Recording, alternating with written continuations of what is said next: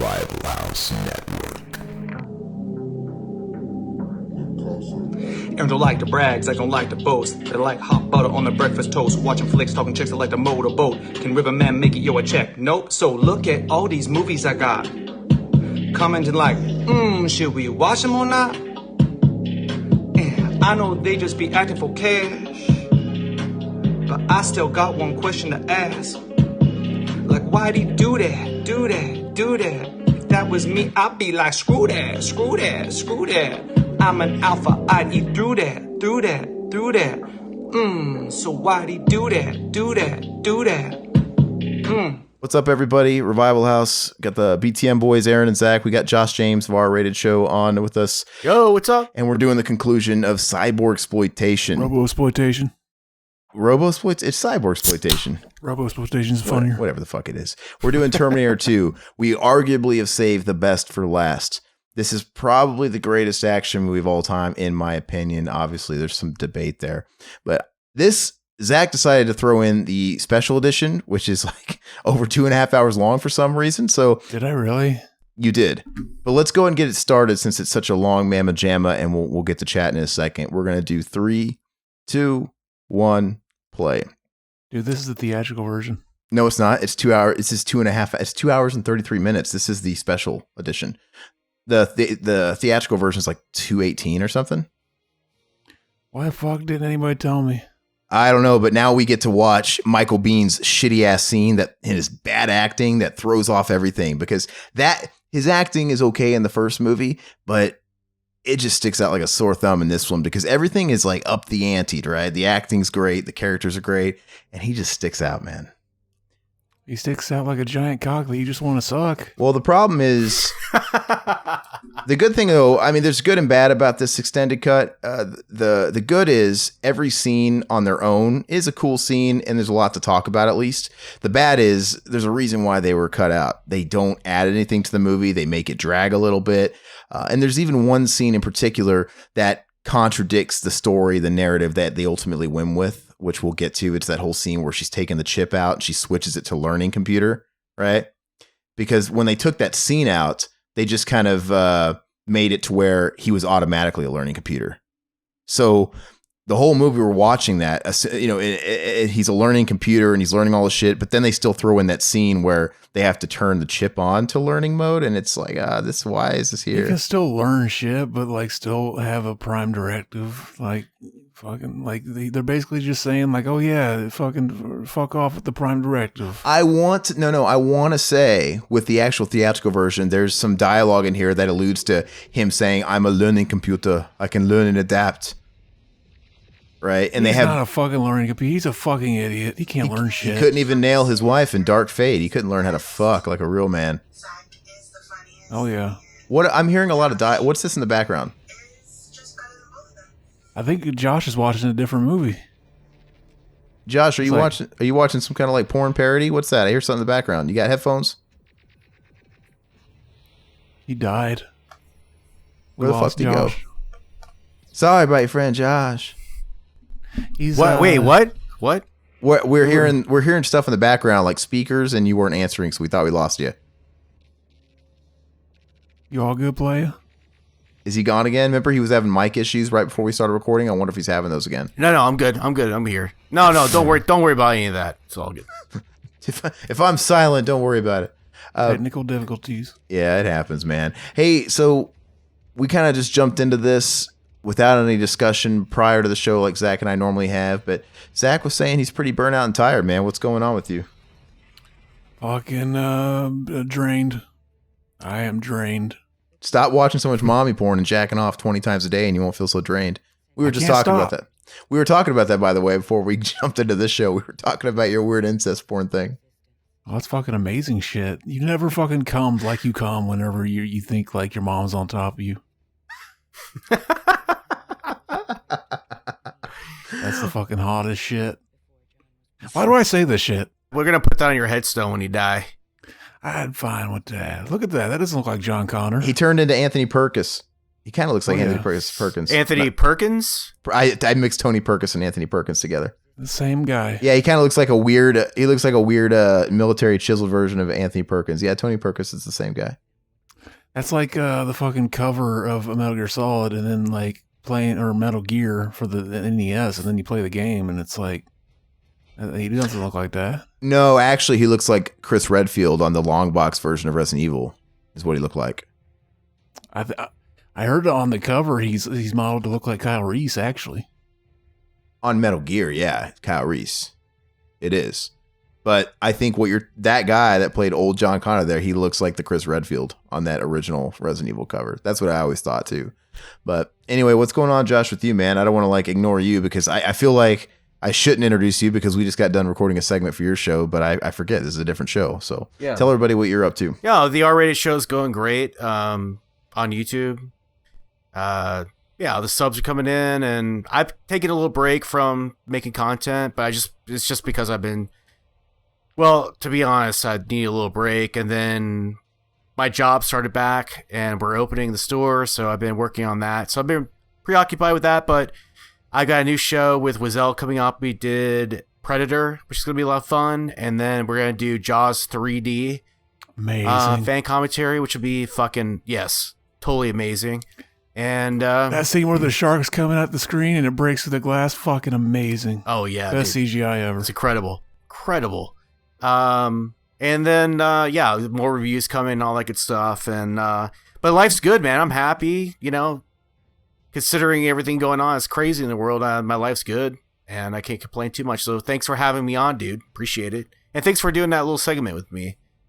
That'll show up on Josh's channel at some point. I don't know if it's going to be a segment to an episode or if it's going to be its own little thing. I don't know how you're going to do it, but Josh is going platinum selling rhymes.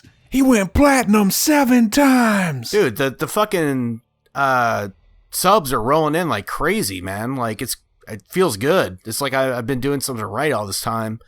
And I worked hard for it, so, you know, it's nice. I think it just takes a little time, and I think there's magic for everybody that happens once you finally cross 1,000. I don't think they're bullshitting when they talk about the way the algorithms are rigged against small people. But hey, by the way, before we move back to the movie, I had a fan of your show send me a message, and she's got something to say. So you guys want to hear it? All right. Hell yes. Okay. Hey, I just wanted to say that Aaron is the best, Zach is the funniest, and Josh is just better than both of them.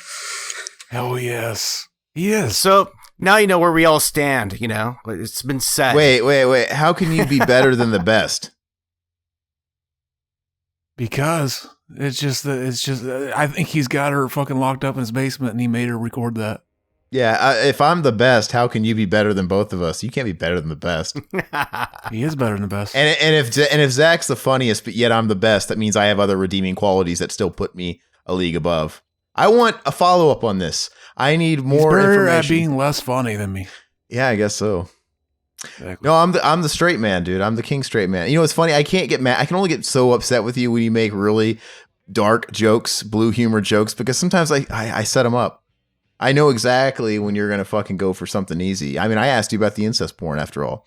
We have a couple of comments that I'll read at the end of the show of some criticizing about that type of stuff. So I'm looking forward to talking about that and getting to that stuff. But look how bad this fucking the de-aging looks on Arnold. Like, holy shit, like deep fake. Oh wait, this is the part 2. He really looked like that here. Oh yeah. I'm really so. Hey, fun fact: Riverman was supposed to be on this episode, but you know, he just had to fuck us again. You know, last week, dude, I was so bummed that you told me he fucking canceled. I was like, well, dude, Riverman, he's fucking us twice in a row because he was on the last episode or one of the last episodes this month, and he fucked up his audio, even though he assured us it wasn't going to happen again because it happened. So RoboCop's like in the toilet then.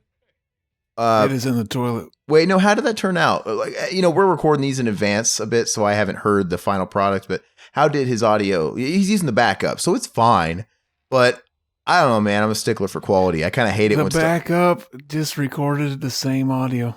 He must have had it set to the wrong mic or something. Really? So it? Can you not really understand what he's saying? No, you can. It just sounds like crap. Man, I think you should have taken William Lowry's advice and just used the robot voice. Oh, yeah. Oh, that would be great. Fucking ending up on one of those grills. Yeah. See, they should have made it like Toxic Avenger where he had to spatula. Like, it's always in the movies. They always had to spatula their hand off because you touch the grill. You can't just pull your hand off. It gets stuck there. You got to spray that with Pam and shit. Pull it out. Pull it out. How many times you heard that in your life, Zach? Never. They asked me to keep it in forever. So I let that bugs me, man. That River fucked that up, dude. God, if Riverman's ever on, he's officially not banned, but he has to go through mandatory sound checks. I'm not taking his word for it anymore. That's like he's banned in the UK, banned in Dublin, multiple times in a row. I hate it, man, when we work so hard on a fucking episode and we take the time out and then something goes wrong. Sometimes it's inevitable. RoboCop, that's a fucking cornerstone key fucking episode too. Well, you know luckily, Riverman really probably doesn't talk. He probably talks the least because you got myself, Zach, and Will on there, I think. So I'm pretty sure it's going to be fluid enough. Will Friedle himself. We talked about all the stories of him fucking macking on, what's her name from the Trojan War movie. I watched that recently. Jennifer Love Hewitt. Yeah. I watched it. I was all excited. And then I watched it and I'm like, this is false advertising. The chick he's trying to fuck is not Jennifer Love Hewitt. Jennifer Love Hewitt is his fucking friend who he likes never him. Noticed was hot the whole time. But then at the end, he's like, "Oh, my friend's pretty hot too. I should just fuck her instead." I hate that in movies. Yeah, that's right. I saw it back in the day when I was like in the middle school or something. It's like Teen Wolf. He's trying to fucking do the blonde chick, but Boop is hot enough, and he doesn't even try to fuck her at all. Yeah. Seriously, though, man, that puts a damper. I hope RoboCop's okay. I hope you guys liked it. You guys are hearing it by now. But we did RoboCop 2 as well. Did it come out? You guys release it? Well, we're recording in advance. Next Wednesday? As of this recording, pay no attention to what Josh is saying because this is coming out like in a month. For fuck's sake. Because this is the last episode of Robosploitation. We're kind of... Oh, okay. My bad. We're doing stuff out of sequence. So technically, if you guys want to peel the veil back, we're doing Terminator 1 next week with GOAT, which will already be out. If that makes sense. Mm-hmm. Yeah. So it's way out of whack. So you guys have been listening to RoboCop for weeks at this point. I just haven't heard it yet. And I hope it's salvageable. I don't know. Like I said. So we can make predictions. Like, since this will come out after the one we record GOAT, can we make predictions and then that shit has to come true because we recorded it and said it happens? Like, remember that time GOAT, we were watching Terminator doing a commentary and he ripped off my fucking dick and started hitting Aaron with it? That was dank. Okay. Now it's got to happen because it's got a cohesive. Yeah. Well, anyway, Riverman said he couldn't make it because he's been vomiting all day, which I guess I have to give him the benefit of the doubt that he's being honest. But let's face it, that's like the number one thing you lie about when you can't make something. You say you've been throwing up. Yeah, that's what everybody says. I never say all day. I say like I've been vomiting the last 2 minutes at least. My dog ate my microphone. Yeah. Oh yeah. Well. Hey, Cock. We're going to see Cock here, apparently. Yeah, there it is. Fun fact, the 4K, I got the 4K version that was based off the re-release they did last year or 2 years ago, like the 3D IMAX one. And I was excited about it. On one hand, the 4K looks phenomenal, man. I mean, they put you could tell they pumped a shit ton of money into it, which is great. I wish they did that for all my favorite movies. But they took full advantage of technology and pumping all that money into it by changing shit. Everything's deep faked. All the awesome stuntmen you see in this movie, like I don't want to say it's poorly filmed because the way they were trying to accomplish these stunts, there was no way to get the stuntman out of main focus. But they deep faked Arnold's face and shit in all of them. And to me, it kills it a little bit. And they also photoshopped his dick out of that scene you just saw. That is a beta cuck move. But apparently...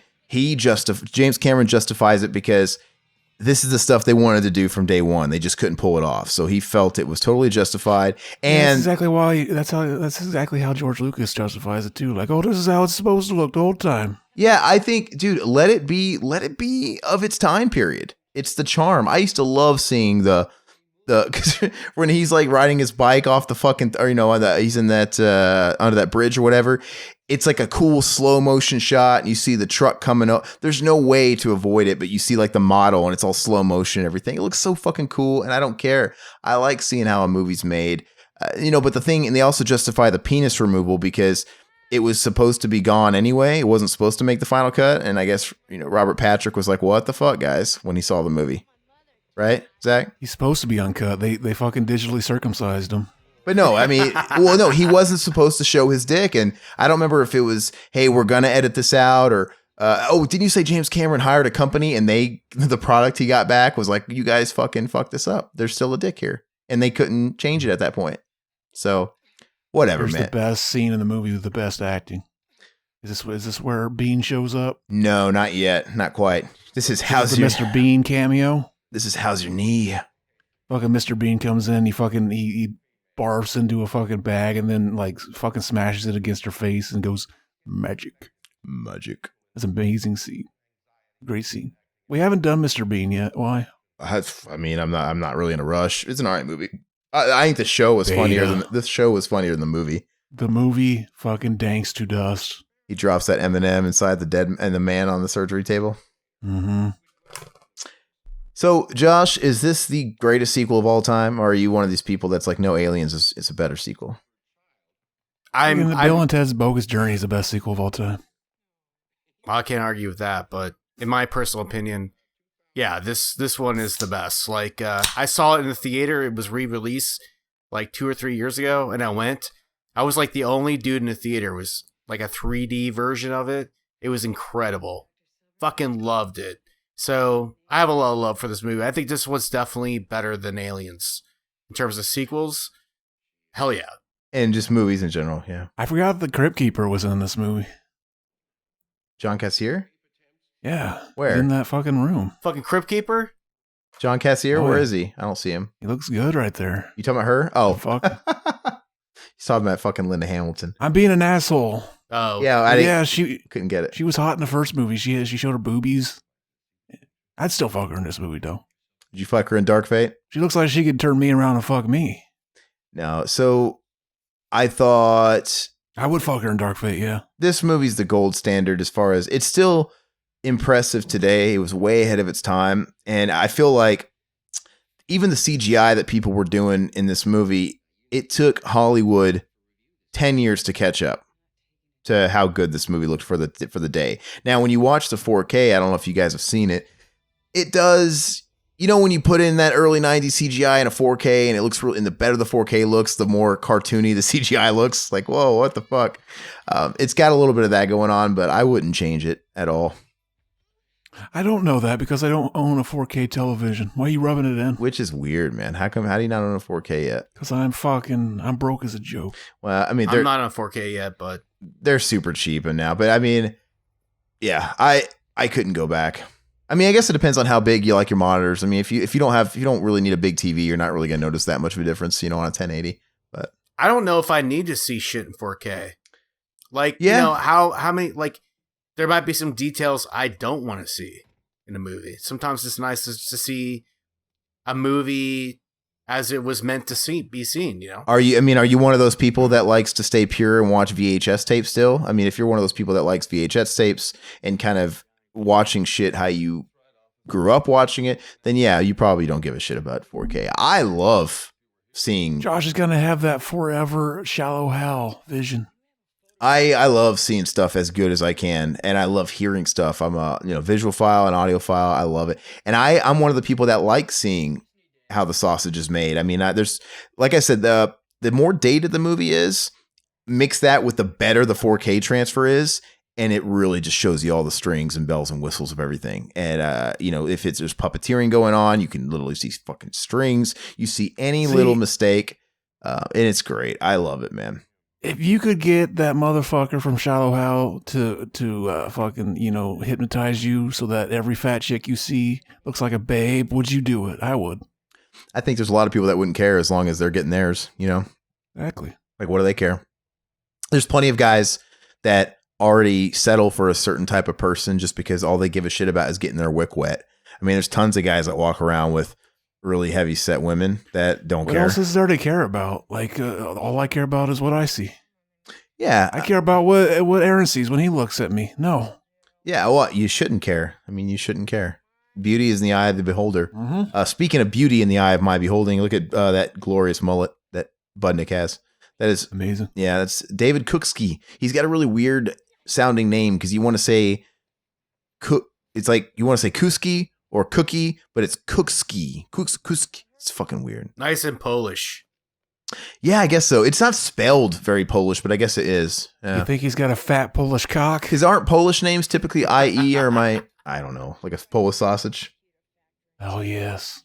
My dad used to make these like those gross Polish sausages, those kielbasas and shit. And when he'd cook them, he'd put them on a plate and he'd said, now just imagine this is an old man's dick and that's what you're eating because that's what it looks like. And he would put that image in our head. Like, thanks. I'd be fucking eating it up. I'd be like, give me another one. I'm going to eat yours too, bitch. Can you guys imagine what, I mean, so hey, Josh, you saw this in theaters, right? So when you saw it, the big twist hadn't been spoiled because now it's just part of pop culture where you don't even know it was a twist at one point where the switcheroo, where Arnold was the good Terminator. Was that actually a surprise to you seeing it in theaters? Well, back in the 90s when I saw it, yeah, it was. I mean, oh, look at that glorious mug. The reason why this movie's so amazing is because it has heart. You know what I mean? Seeing it, again for the first time was more like the spectacle and the action aspects of it was really cool. But the first time seeing it, yeah, it was like, it was cool to see a Terminator be in league. It was like, it's all about John Connor and the Terminator in this movie. It's about the relationship. Yeah, if you didn't have that aspect of it, then it wouldn't have the heart. I don't think it would be the movie that it is. We're watching the Michael Biehn deleted scene here. He's the leading man that time forgot, or he's one of the leading men where booze destroyed their career. But this scene, man, I get what they were going for on paper. I could see it working on paper, but them filming it, man, it just feels so awkward because we get this weird moment of vulnerability from Sarah Connor where you don't want this because she's tough. And you don't really want to see this version of her. And then Michael Biehn. Bullshit. I want to see her fucking straddle him and him cream all up in that pussy. Her stand up and see fucking his juices running down her leg. That's what I want to see. But Michael Biehn, though, he's not a good actor. He had some other it factor, I guess, that made him a little, looks and maybe some charisma. But he's amazing. I don't know. His dialogue is super cringe, man. I'm glad they took it out. Only because it makes your fucking pussy moist. I mean, and we're going to see that scene too after he's talking to John Connor and he's bonding. They're doing the fucking high five too slow bullshit. And there's that whole little mini scene they deleted with him smiling. It's a cool scene. It's a lot of fun, but it just it kills the tone of that scene. It's supposed to be serious.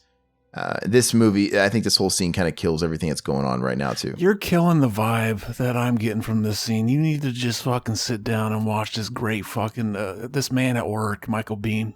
Hey, why are you so tired, man? What'd you do today? Did you work in a coal mine? What is your deal anyway? I'm tired from fucking your mother. No, see, that's fucking hardcore. I'm not that big of an asshole. No, yeah, I'm just fucking tired. I don't know. I mean, it wouldn't have been that hard, dude. My mother can't walk, so that's why. You fucker. You're a terrible person. So, no, what'd you do? Did you work today? Did you go out and about, run errands? You can't know about what the Zach is up to in real time. Everybody wants to know what Zach's up to. Everybody asks about you. I am an enigma. Not really. I am an enigma. Enigma. Edward Enigma. Exactly. This is one of the fucking coolest scenes, man. This whole sequence with the look into the future and the end of the world. I mean, I kind of really like watching a bunch of children die. All right, so Zach just wanted to go hard today. I don't know what it's. He must have read the comments that were criticizing him. He's like, yeah, fuck these people. I'm going to go hard. Gotta go fucking hard. Hell yeah. Did you know that was like fucking George Carlin? That was like, he did a stand-up special called I Kind of Like It When a Lot of People Die. And like, yeah, he just went in on like everything. He was fucking like making jokes out of people, like mass shootings and stuff. And he ended up recording that on September 9th and 10th. Of 2001. So he felt like shit the next day. So then September 11th happened. He's like, you can't release that. And it never was released till after his death. Oh, see, what's that? You can't release that. I mean, talk about not owning your craft. I mean, he's supposed to. You couldn't fucking put that out right after that. I mean, is his mind changed? He was still just doing it. Now he's dead. Now he's dead. He was still just doing a bit. But. If it would have been like aired live, it would have been one thing. But like for it to get edited and then be showing the same time we're seeing all that shit on the news, it would have ended his career. I think Linda Hamilton put in a fucking stellar performance here. Yeah, she grew a lot. I mean, as an actress, and that's what's so cool about this flick is they're doing a sequel, but everybody they asked to return, it's like, hey, you're basically gonna play a completely different character than what you were because she's completely different. I mean, and same thing with Arnold. I swear, I thought I read that the twist, of him being the good guy, it was somehow spoiled, wasn't it? Because did they not position the ads and the commercials to kind of make it look like he was still the bad guy? And it might have been like late night appearances or something that kind of wrecked the party for everybody. I don't know, but if they would have pulled that off, man, it really is a fucking killer twist. Amazing. I mean, who's done that before? Who's flipped the script and made the bad guy the good guy? Me. I've done it. Fucking James Cameron ripped me off. He's a fucking hack, you ask me. I mean, he doesn't... pussy. I'm trying to think. Does he have any bad flicks besides Piranha 2? Piranha 2 sucks. Don't tell me it doesn't. Avatar? Yeah, Avatar is just not that great. I kind of, compared to how much money was thrown into that fucking thing, it was just a visual spectacle. But, behind all that stuff, it wasn't very good. The fact that he's making that his legacy is fucking cringe. I can't believe that either, man. And it's almost comical at this point. Like, are you trolling us? Like, yeah, I'm going to do 5 of those movies. I'm going to do like 7. It's a meme. It's like, yeah, exactly. It's so stupid. Maybe he's going full fucking Charlie Kaufman on us. I wish he would just kind of announce that, hey, I'm gonna do a kind of an old school action movie or even like a True Lies type movie. I don't even think he's good enough to work with fucking Arnold anymore. I don't think he would. I mean, the fact that he passed on Dark Fate and he passed the buck on to Tim Miller, but apparently fucking James Cameron is behind the story of that script, so it would have been shitty either way. I don't know. Did you ever see Dark Fate? Movie. Dark Fate. Deep fake. Yeah, did you ever see Terminator Deep Fake? Bad. Yeah. Bad. So I don't think it's kind of like when Halloween 4.0 came out. By default, it was going to be the best movie since X Halloween sequel, whatever, but not that was a tall order. And it was pretty much exactly how I thought. Terminator 3 is better. Dark Fate, no, it's not. Dark Fate was the same way. I'm like, this is easily going to be the best since 2, and they can tout that all they want, but that's not promising me a whole lot. And I felt like, well, they found all new ways to make it suck. Yeah, you know what I mean? Like, it's just a whole new surprise. I think it's Terminator woke fate. It's got a lot of that shit going on in it, and I think it's fine. It's like it's watchable, but it's not good. I don't have any desire to really watch it again. I might watch it one more time to see how I take it in, because the first time I watched it in theaters, I was just angry because I watched all that John Connor shit, and like they did some insulting stuff in that movie. But now that I know all that shit happens, I might watch it again. But it seemed like it was a pretty stock late 2000s action movie. It didn't seem like it was much different than all the other shit that's out there. Oh, well, if you didn't like it, you're just a sexist. You're a sexist piece of garbage, Yeah. Oh, dude, that was the worst part about it, is that new female John Connor, and the fact that was supposed to be a twist. Like, we all didn't see that coming the whole movie, right? Because didn't they play the movie off like, oh, we have to save her because she's gonna give birth to the new John Connor, so we have to protect her. And then at the end of the movie, it's like, don't you get it? You are the savior. And I think we all saw that coming a mile away. I didn't see that coming. Like, it was that whole thing of like, yeah, we don't need a man to save us. I didn't see that coming. I was drunk off my fucking ass watching that shit. Yeah, whatever. I was. Miles. I was. Shut up, Zach. Miles Dyson. Don't tell me to shut up, bitch. I'll tell you to shut the fuck up. Fuck you. You need a man to tell you not to tell me to shut up, bitch. Okay. Fucking cunt. You broke my arm. Why is there every time I come on the show, you guys fight, man? Oh, we're just fucking dicking around. Zach's, because Zach always puts on a certain persona and I have to act accordingly. So before we started recording, Zach's like, man, God, I'm drained. I got no energy. So I'm thinking he put into his head, like, I got no energy, so I better go fucking hard on the troll stip because I don't really want to focus on conversation. So I'm going to say a bunch of fucking gnarly shit to try to get a rise out of people. So he's doing that.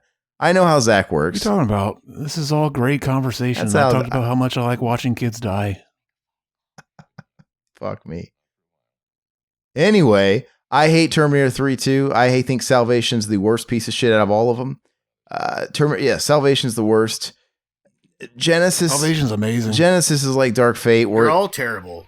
Yeah, they're not. None of them are good. Except for 1 and 2. I think...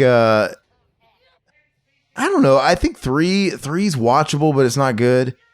Salvation, I can't even get through. It's so fucking boring. Genesis is watchable, but it's not good.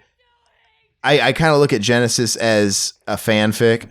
Like it's like I imagine like a fan directed this. They made a fanfic and they were trying to do all this fan shit in there by throwing in elements of 2 and 1 and mesh them together. And I'm like, all right, whatever, it's fine, but it's not good. I just wish they would let a sleeping dog lie at this point. I think they're not done with it. I mean, maybe they'll wait 10 years to try and do something with it now, but I hope they keep making them. I hope they get worse and worse. They will.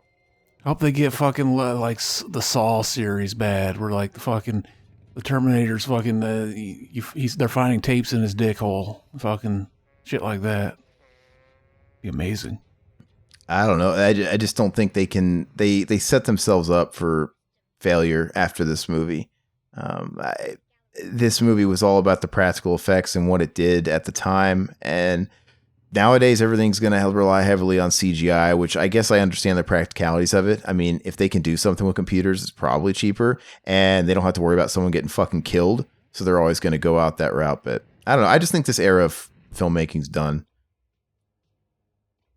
It's over. Good. Fuck it. Movies are better now. Put all the CGI you want in there. It looks great. There's a Robert the Wrong Son Died Patrick. Amazing. It's a Walk the Line reference. I finally watched Dewey Cox, that fucking movie, for the first time. That spoof of all those music biopics is all right. It's a great film. Is this what your arcade's like, Josh? No, it's pretty different, but that game he was playing was Missile Command. Yeah. And the cabinet that he was playing it on, I'm not sure it was Missile Command. Looking to play an Afterburner like a fucking boss. Yeah. Afterburner was a cool game in the 80s. It looked great for the time too. I love arcades, man. If we ever come out to your neck of the woods, I'd like to go. Yeah, hey man, I'll hook you up. Managing an 80s arcade is pretty fucking dope. It's a good job. You guys have 90s games too, right? We got 90s games. Yeah, we have everything from late 70s through the 90s, and then we have Xbox One and pinball. So, wide variety of shit. How much money really goes into maintaining those cabinets and those pinball machines? Like, how often do they fuck up and need repair work and stuff? A shitload, dude.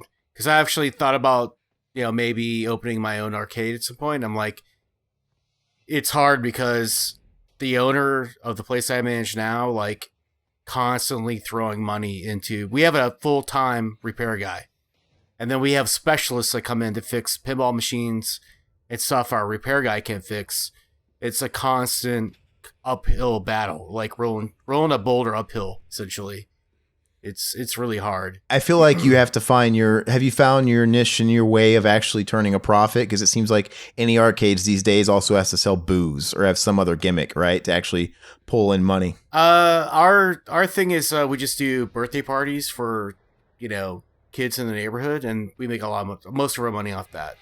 Okay. So families love to bring their kids. It's a good thing because like the older demographic like myself, in their 30s and 40s who grew up on those games, like to bring their kids to have birthday parties there because they can enjoy it and the kids can enjoy it. And it's a safe environment, so we make pretty good money off that. But we can't do that right now because of the pandemic, so that's hurting our ability to make any profits. But we kind of worked it into our our finances. Next month or two we can roll with it, but if it's persistent, we can't do parties, man. We're fucked essentially. But I always root for those businesses, man, because I mean I think most of them are up against a lot just because they are niche, right? And we have one that's opening up right around the corner. I'm excited about it, but I can't help but kind of feel for the guy. Like, man, I hope you're open in a year. Especially because I think they're just doing arcade. They have no other gimmick.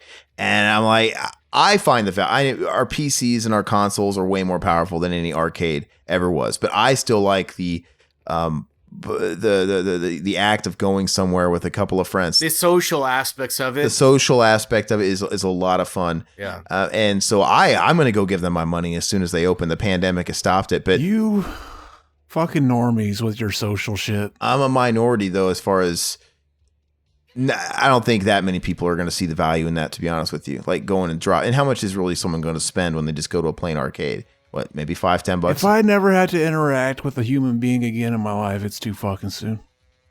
Yeah. I mean, how's that social anxiety doing for you?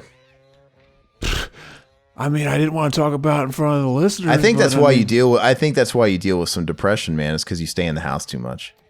Really? Right? Would you say that contributes? Fuck yeah. So this is why I love you, Aaron. This is why I love you. This is an 800 IQ take. You think that, during the stay-at-home order, I'm staying at home too much. And that's... okay, but you just said you don't want to see people. I mean, so are you against the social anxiety or you like it? I mean, do you not want to better it? Oh, I fucking love it. I love being miserable, Aaron. It's so fun. I mean, but you can hate it. You could resent it. You could wish you weren't so, like that. You could wish you could. Holy fucking shit. You just found the secret. You telling me that's all I had to do the whole time was wish I felt better? Just pray it away? Pray the gay away, if you will? So I want to turn this around on Zach. You were depressed lately. You went through a funk. I want to talk about you. Why? Why were you depressed? Because you're going to be this asshole troll. I want to know what's causing it. Why were you such in a funk? See, Zach's this guy that... It's all my fault. He'll act a certain way. He'll put on a certain front. And then he'll kind of feel bad about it later. Like, it never fails, man. As soon as we're done recording a podcast, we'll be like, man, why do I say this shit? And why do you? Because it's funny shit. Like, if you don't end an episode regretting something you said, you're not going hard enough. It's just jokes. I know, but what is your front, man? I want to talk to the real Zach. What is your pain, man? What's wrong with you? Are you okay? I'm asking you how you are as my friend. Can I do something for you? Blow me? Okay. Fair enough. So this is the greatest car chase scene in cinematic history. It's fucking shitty. I mean, they really took a fucking semi and they drove it off that bridge. That would never happen in a million years today. Of course it would. I mean, we have Fast and Furious movies that are all done on green screen. Which I'll never understand the appeal of those movies because it just looks like I'm watching a video game. If Fast and Furious was like this, using all practical effects and real fucking cars and shit, I might even bite into it. But Zach, how old were you when you saw this movie for the first time? I don't remember. 9, 10. Did you see the first one first or this one first? Probably this one. Yeah, I think a lot of people did. It's amazing. When you saw the first one finally, were you like, well, this is nothing like the second one? Were you expecting a big blockbuster like this one? No. I knew it was different, so I was ready for it. It's like when I always saw Ghostbusters 2 before I finally saw the first one. And then when I saw the first one, it blew my mind because it was such a different tone than the second one. It was. You could see the stunt driver's face earlier. Yeah, I know. Unlike that 4K version. And John Connor's clearly some like midget dude on a bike, some little guy. Yeah, his name is fucking Edward Furlong. Midget. Yeah, not him. Edward Furlong, man, there's a sad case. I don't know. I wish he would. No, I don't. He looks like shit, but he's on Cameo. Who are we going to waste money on a cameo? Should we get like a pitch from Edward Furlong or Pauly Shore? Both. I'm toying with you. Did you see that cut? That was clearly fucking John Travolta on that bike. That stunt double looks just like John Travolta.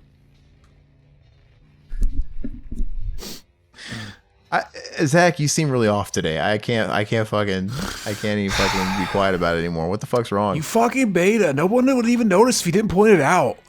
Do we need to not record? We're doing fine. I can power through it. It doesn't sound like you're powering through it. Well, then fucking pick me up on your shoulders and carry me through it like I carry you all the time, bitch. He's fine. Relax. I fucking got this bad back and this fucking hemorrhoids and shit from carrying you all the time. All right. Well, Josh, what's on your mind? You're kind of quiet too. Nothing really. I'm just... I always hang back when I'm a guest on the show because you guys always have your thing going on. So Zach's really tired and he's clearly not one to do a whole lot. So let's try. Maybe me and you should pick up the slack because whenever he talks, he just wants to throw an insult. All right. Did I insult anybody? You said you'd fuck my mom. But I said that was a joke when I said it. I'm just kidding. No, I just know you're off, dude. I can sense you're off, and I know when we need to do certain thing. I mean, and I can tell you go into that shtick when you have no gas in the tank. Because I think no matter how tired you are, you can fucking slam troll fucking comments and spew that shit, which you're good at. Question: But do these CGI liquid Terminator effects hold up? You feel like in 4K? no, well, It's the dankest fucking Capri Sun commercial I've ever seen. that's what I'm saying. Yeah, that's what I was saying earlier. Is when the 4K is extra good, that transfer is extra good. It makes all this stuff look extra dated. And on one hand, I like it because it's still nostalgic, but it makes it look like a live action cartoon on that 4K. And the colors, man. But the 4K looks amazing, though. I can sort of look past the CGI sticking out like a sore thumb, but the colors are so fucking vibrant and popping. Just look at side-by-side shots. You can find them online. It looks incredible. I just think it's such a shame that they altered all that shit. They did the George Lucas thing. I just think it sucks. But it looks fantastic. It's kind of hard to go back. I mean, I know maybe some people don't want to watch 4K, but once I watch a really good 4K, it's hard for me to go in and watch a fucking VHS copy of something like this. I remember seeing that Terminator Universal Studios ride. Did you ever see that, Josh? I saw it on like YouTube clips, but I never went on it. I went to that like 10 years ago, nine years ago. And I think it was the season before they finally retired it and put it out to pasture. So I'm glad I saw it because it had been playing for 15 years or something since like 95. And I was thoroughly impressed in like 2011.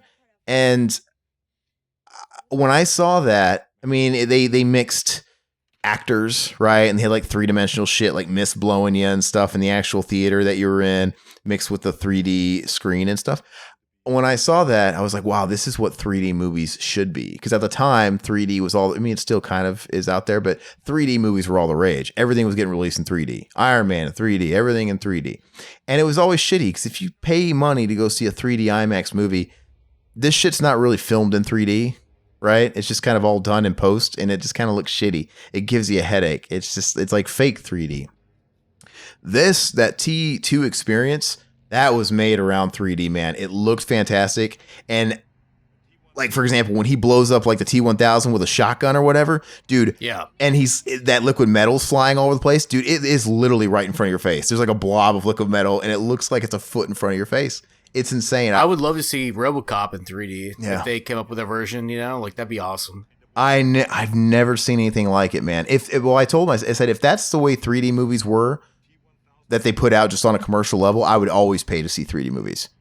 But that's just not the way they are for everything else. But it was a really cool experience, and it was really enjoyable. Kind of sad that it's gone. And I don't think you can get the same effect if you watch it on YouTube, unfortunately.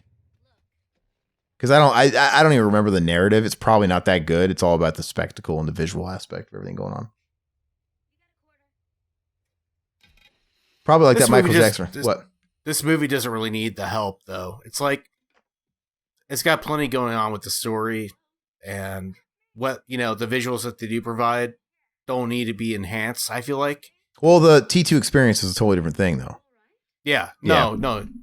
But I was saying, as a movie unto itself, like, it accomplished its goal, which was to be an awesome action movie, Well, and it's great. I mean, the first one and this one, they're two totally different things that can stand apart and be great for their own, own rights and own merits. Like the first one, it's more of a exploitation, kind of a horror. It's like a cyborg slasher movie, and it does that very, very, very well. And this is a totally different bag. And it seems like the fan bases are going to be pretty divided. I mean, there's a lot of people that are kind of like purists and they're into a certain genre of film, or maybe it's just kind of hip to say it, but they're like, oh, T1 all the way. But I don't know. I can't lie to myself. Yeah, this one's a little bit more McDonald's, a little bit more Happy Meal, big box office. Let's make a whole bunch of toys. It's that whole fucking thing. But that aside, man, if they were aiming to make a big commercial blockbuster, this is the benchmark. This is proof to me that it's not an ugly thing. To have a blockbuster's not an ugly thing. They can be good and they can exist. And this is what a blockbuster should be. You ever think that like that was the T fucking whatever that whole time? So he was like going incognito and cutting carrots and shit, hanging out with the dad for like a good 5 minutes at least before they called her. Like, why was he even wasting his time? He should have just killed the dad then. Yeah, I would like to. Do you guys remember? Have you guys ever seen the Shaun of the Dead special editions where they have the plot holes special feature? Where they have like storyboards of all the plot holes of what happened. I would love to see what was going on before that phone call. How long, yeah, like Zach said, was that T-1000 infiltrating the wife there, Jeanette? You think he fucked him too to make him think it was really like, oh, I'm really her? He's got to go method. Nothing's weird. He's got to go method. Exactly. He's a method actor. I'm a meth head actor. No, it would be funny if she flips him around and all of a sudden he gets penetrated with something hard. It's like his fucking T-1000 cock, that liquid metal. And then he comes even harder than he would have anyway.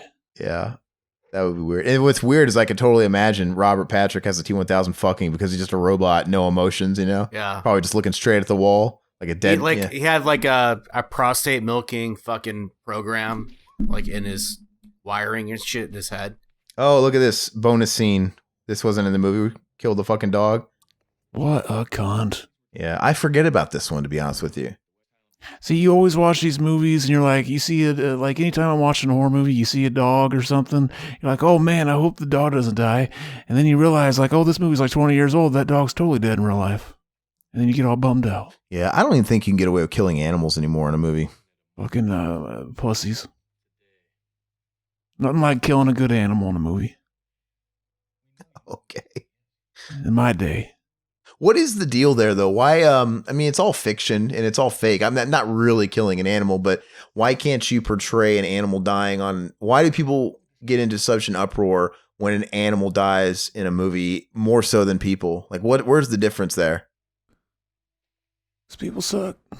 Is it something to do with a person volunteering for the role or something and getting paid, whereas an animal still just probably working for a milk bone? I don't really get the logic behind it. It's because they know that the people dying are fake. Like when you watch Cannibal Holocaust, we all know that people dying are fake, but the animal deaths are real. So now you know. Don't believe the lies people tell you. I really hated it when the doctor here he showed up in T3. I'm like, why do they got to put him in this movie? That was shoehorned in fan service for a movie that, I don't know, wasn't deserving of it. No, that's not a good movie either. I hate how tonally the movie looks, T3. I don't remember who directed that one. It's on the tip of my tongue, but I don't know. I hate the look of it, the cheapness of it. And it's so weird because in T3, they went back to telling a small story. And I just think it fucking felt off after this movie. Look how wet his lips are. I just want to kiss him. Dude, fuck. Zach, dude. You're saying you wouldn't kiss him? How old is he? Like 12 in this movie? Dude. He's fucking ripe. Oh, God, man. All right. Anyway, ironically, I think that's what they should have did with Dark Fate was made a smaller movie. Right? I think they would have made their money back because the movie did, by any normal standards, respectable numbers. I think it did like $350 million worldwide, but when they spent $200 million on it, of course it's going to be a bomb. And I think they should accept that we're never going to match what T2 did. That's on its own plane. Like, let's stop trying to capture that. They should go back to basics, and they should have made a movie that was maybe more like the first one. Stripped down, maybe more off suspense. I don't know. I think they could have made a good movie. I feel like there's a lot of people that could write a better stripped down Terminator movie than what they keep trying to fucking force feed people. But Lyndall Hamilton, I read an interview with her where she was vocal about the performance of it, and she said the same thing. She's like, I think they need to stop spending $200 million on fucking movies. There's no reason for it to be this much money. Like they just make it more small. You can tell a good story with less money. Of course you can't. You gotta pay for that good story. All the best writers charge the most. It doesn't even look good though. I mean, like all that CGI fest, his Dark Fate doesn't look good. I'm not wowed by that. Oh, it all looked amazing. Yeah, take a movie like Blue Ruin. How much money did that cost to make? That movie looks like shit. It didn't cost like $20 billion. You got to make it look good because you got to make it cost a lot of money. This guy looks like he jumped out of the WWF or something. He's got that early '90s like Hacksaw Jim Duggan or Roddy Piper haircut. It's the yellow wife beater, I think. Probably. Fuck you, dipshit. Pushing it over there. Did you call him Wah dipshit? This scene was always funny to me because I'd talk about my brothers and you could always sort of ad lib different things. Like, because this is where he first discovers that he has to do what he says. And you could just have fun pretending on the things he tells him to say. Man, suck this guy's dick. Can you believe this? Man, fuck this guy's ass. Me and my brothers used to do that all the time. Man, you call him Wah dipshit? Man, fuck this guy's ass. Can you believe that? And he starts doing it like, oh, God. Hell yeah. I mean, if you had your own Terminator, Zach, what would you do if you had your own Terminator in this situation? I shudder to think what you would have this thing do to you or others. I wouldn't have him do anything. It's more about what I do to him. I don't think so, dude. I don't. You'd be like, make this guy shit his own nuts out of his asshole. And then it'd just be 20 minutes of this terrible, terrible thing. He's gonna do that though. He's gotta get the guy to fuck himself in the ass first so that he can shit his own nuts out later. How does he do that? That'd be fucking entertaining to watch.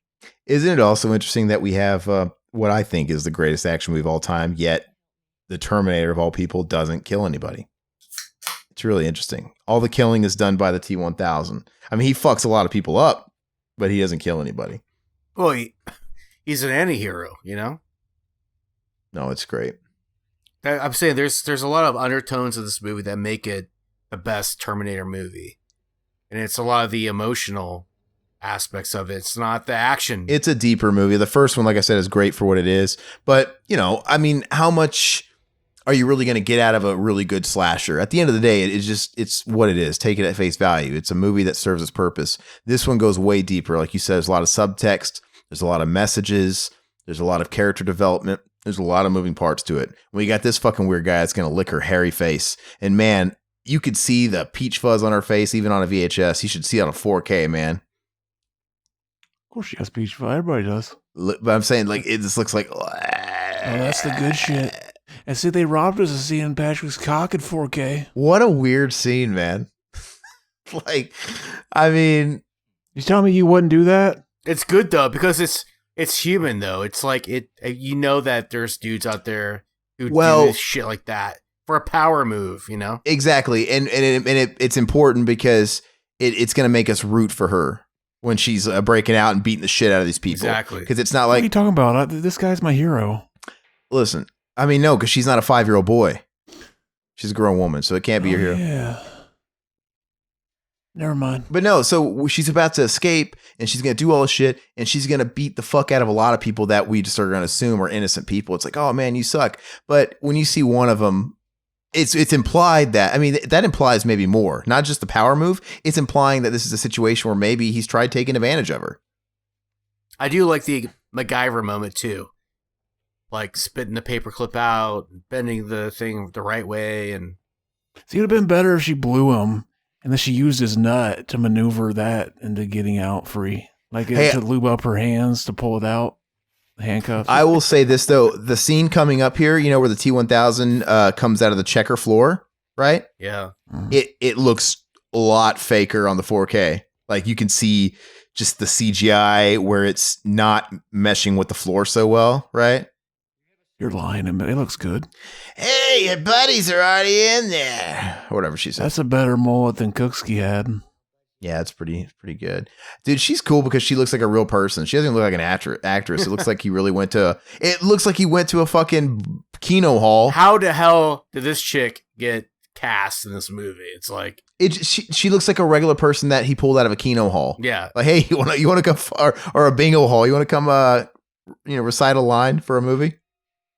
It's forced diversity. They're like, we need some ugly people. Yeah, so this whole scene is really cool. But yeah, it looks but it's still cool, man. I don't mind it. I'm all for the 4K and shit. I don't mind if shit looks fake. It's cool to me. I like how stuff's made. She knows how to fucking pick them locks. Remember the fucking back in the day, you got what was that gang fucking Splinter Cell? Like, I remember back in the day, you rent Splinter Cell. It's like, I'm going to play this game. I hear it's really good. And then I got to the first lock, and I was like, how the fuck does this work? No tutorial. I never played Splinter Cell. There's no tutorial on that. You're supposed to figure out how to fucking pick a lock. Never figured it out. Didn't play it. Man, I can't remember. I was reading something about something James Cameron was saying. There's been this whole female empowerment thing with the person that directed like Wonder Woman. I don't remember which movie he was talking about where he was kind of given some criticism. I can't remember it, but it was something about how comparing what they think is championing women heroes in the way he did it. Because, he was always doing it. I mean, thanks to him and like even Ridley Scott. I mean, we've always had strong female characters. Maybe it's not like an abundance but it kind of feels like in recent days they act like we've never had them. Like they're forgetting about the Ripleys and they're forgetting about the Sarah Connors. Look at this. That was cool. That's a cool effect. Amazing. Look at that. Can you imagine being that actor just twitching? They had to get his twin brother to be doing it to him. That's fucked up. Yeah, that's really funny. Yeah, but they had a lot of practical stuff, I mean, if you can cast twins, and that's what he did there. He also does the really practical effect too. And that was really twins. I just made that. I just made it funny. Yeah, they're in Gremlins too. Also, remember, they're the scientists. Like they're Christopher Lee's like understudies. You know what I'm talking about, Josh? Sounds vaguely familiar, man. But oh yeah. Remember when they got him trapped? They got Gizmo trapped in the cage, and they're doing experiments on. Yeah. So they're two identical twins, and they're like in the lab coats. It's Christopher Lee's like the head scientist or whatever, and they're like, he really likes to dance. He loves music. They're doing that whole thing. Yeah, they all played a lot of twins in the 80s and stuff like that. But he uses the really practical effect too. Like I don't know if the CGI just wasn't there. They probably could have done something with it, but like you don't always have to. Sometimes like super basic effects do the job. And the scene that they deleted that's coming later where he's looking in the mirror, right? When she's opening his head, they use Linda Hamilton's twin. There's not really a mirror effect there because they got Linda Hamilton carving into a Terminator model from the back of his head. And then in the other side of the mirror, it's really just hollow and it's her twin mimicking her every move while Arnold Schwarzenegger is like doing the talking. It's so fucking cool, man. I miss really practical tricks like that. You mean Linda Hamilton's body double, not real twin? I thought it was her twin. She has a twin, really? Yeah, it was her twin. I didn't know that. Yeah, I'm gonna double check, but I'm 99.9% sure. Let me see. Because I watched all these special features in the special edition. I really like the special edition of this that came out. I think Josh is watching that version, but the only shitty thing is they didn't give you an option, I don't think, to watch the theatrical version. That's the only downfall. But I think they corrected that with a later edition. I think there's more than one version on DVD, and that they did that. Linda Hamilton twin. Yep, she's got a twin sister. So yeah, he used her twin sister. How fucking cool is that? It's amazing. He broke my arm. See, if I was James Cameron, I would have fucked her sister, and then like if she found out, just said, "Hey, I thought it was you." Like, what are you gonna do? Oh, hey, this is gnarly. This scene. What are you going to do? Man, James Cameron's got some interesting taste in women. Because this is when he married her after this movie. He'd already worked with her in T1 and he worked with this movie. I think he married her in like fucking 1995 or something, or 96, or closer to when he's filming Titanic, like much later. And so, which tells me he had like 3 or 4 years to just fantasize about this muscled down fucking T2 Sarah that he just couldn't stop, jerking off to. And he's like, I gotta have that. Is she that muscled? She's like, dude, she looks like she's 5% body fat, dude. Exactly. You want a chick that could kick your ass? I don't. She's got to choke you out. Like, fucking, like, she's the one that's got to fucking choke you out and, like, smack you if you fucking actually pass out and shit. I got the volume down so I can't hear it, but this is a great example of the score and how effective the music is. I mean, I love the music in this movie and those like Terminator themes because as he's approaching that guard, you hear the dome down. Hey, what are you doing? It's so cool.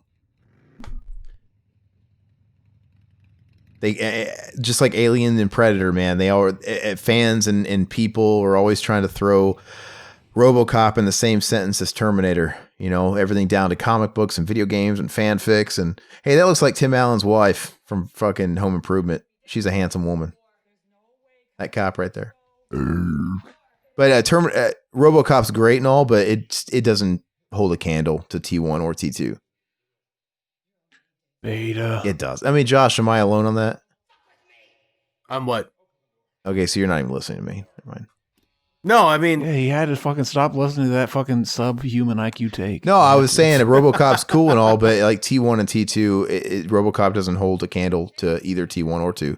It's not even in the same league. As much as I like the first RoboCop a lot. yeah, I mean, it's not in the same. It's close. They're cousins, but they're not. Yeah, RoboCop's not A material. You know what I mean? I mean, I've watched RoboCop probably 3 times in my life. I've seen Terminator 2 countless times, but I've seen Terminator 1 easily 50 times. I mean, for me, they're just not even close. The franchise didn't take off like Alien or T2 or Terminator, rather. It didn't take off, you know, in the same way. It's not as strong. So, yeah, it is a little diminished, but it's still better than, like, say, you know, horror franchise, like Friday the 13th or whatever. Yeah. Well, what do you guys think they're going to do with the Alien franchise? What do you think they're going to do with that, Josh? Now that Disney owns it. I mean, I know they nothing good, man. Nothing good. I mean, they scrapped Ridley Scott's thing, which is fucking fair enough because he was going nowhere with that. And he's proof that you can't strike lightning twice. Dude, he's proof. All these fucking franchises are fucked. RoboCop, Predator, Alien, Terminator. They just can't write for them anymore because they don't understand story anymore. Yeah, and just, you know, I don't know. I still think that a lot of these awesome movies, man, whenever they came out, they're also a product of their time. And exactly, I just don't think you can do a Terminator today when we have every movie. It's competing with all these movies that were influenced by Terminator. Oh, fuck, wait, Zach. Zach's peeing. Yeah, okay, give me a second. Are you done? No. Shake. That was a short pee. Yeah. Anyway, I think of it a lot like with music too, right? Now everything's been done. You have when you had Guns N' Roses come out, or you had someone like Led Zeppelin come out, or you had someone like NWA come out. They were doing something for the first time, right? They were doing something new. That fuck Zach.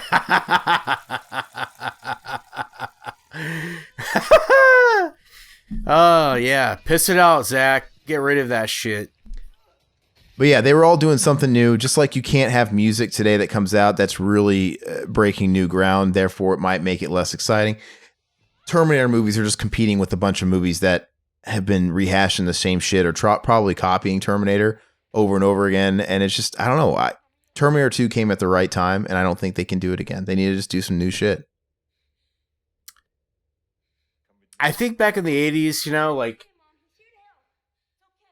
I mean, there was like an influence of the times, the political times, but there was also like a really strong idea of like writing should be really good.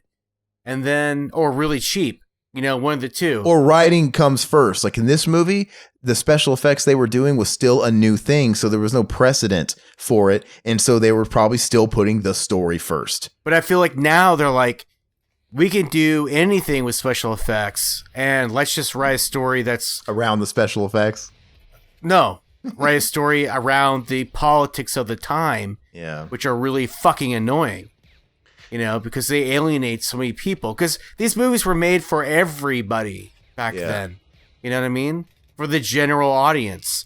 Now, what's happening is like these Hollywood writers are writing stories about their personal, you know, activism and all this shit. And they can make a movie that costs $300 million and it's, you know, it's no big deal. You know, it's like, you know, we approve of the script and let's make the movie and the general audience will love it. And no, they don't like it because it's so infused with like these nasty ideologies, you know what I mean? And so, but where's the heart? Where's the heart? You know, why in the are these story? movies these blockbusters are getting more and more and more and more? Like inflation aside, that has nothing to do with it. Big time blockbusters, when you read stories about movies in the 90s even, they would detail huge blockbusters for the day of having monstrous budgets of $60 million. Like now movies are like $200 and $300 million. And I don't know if it's just they think, hey, we're going to dump all this money into A-list talent and we're going to dump that much more money in the marketing. We don't give a shit about anything else. If we have enough names in it and we shove it in people's face enough, people will go see it. And I think they just bank on that. Or they bank on a property. Yeah, well, how would that work out for the most recent Terminator movie? The Locanator, as I like to call it. Well, it didn't work. The budget didn't. Like I said, if they would have, man, they could have made a good Terminator movie for fucking, I mean, even $50 million. The movie made $350 million. If they would have made it, if they would have kept it even at $100 million, that thing would have been a hit. But I think you could make, I don't know, like I think limiting the budget would only bring out a better product because they would, you know, those limitations, you know what I mean? It would make them be creative. It would make them have to rely on story. Dude, why do people love movies like Sleepaway Camp?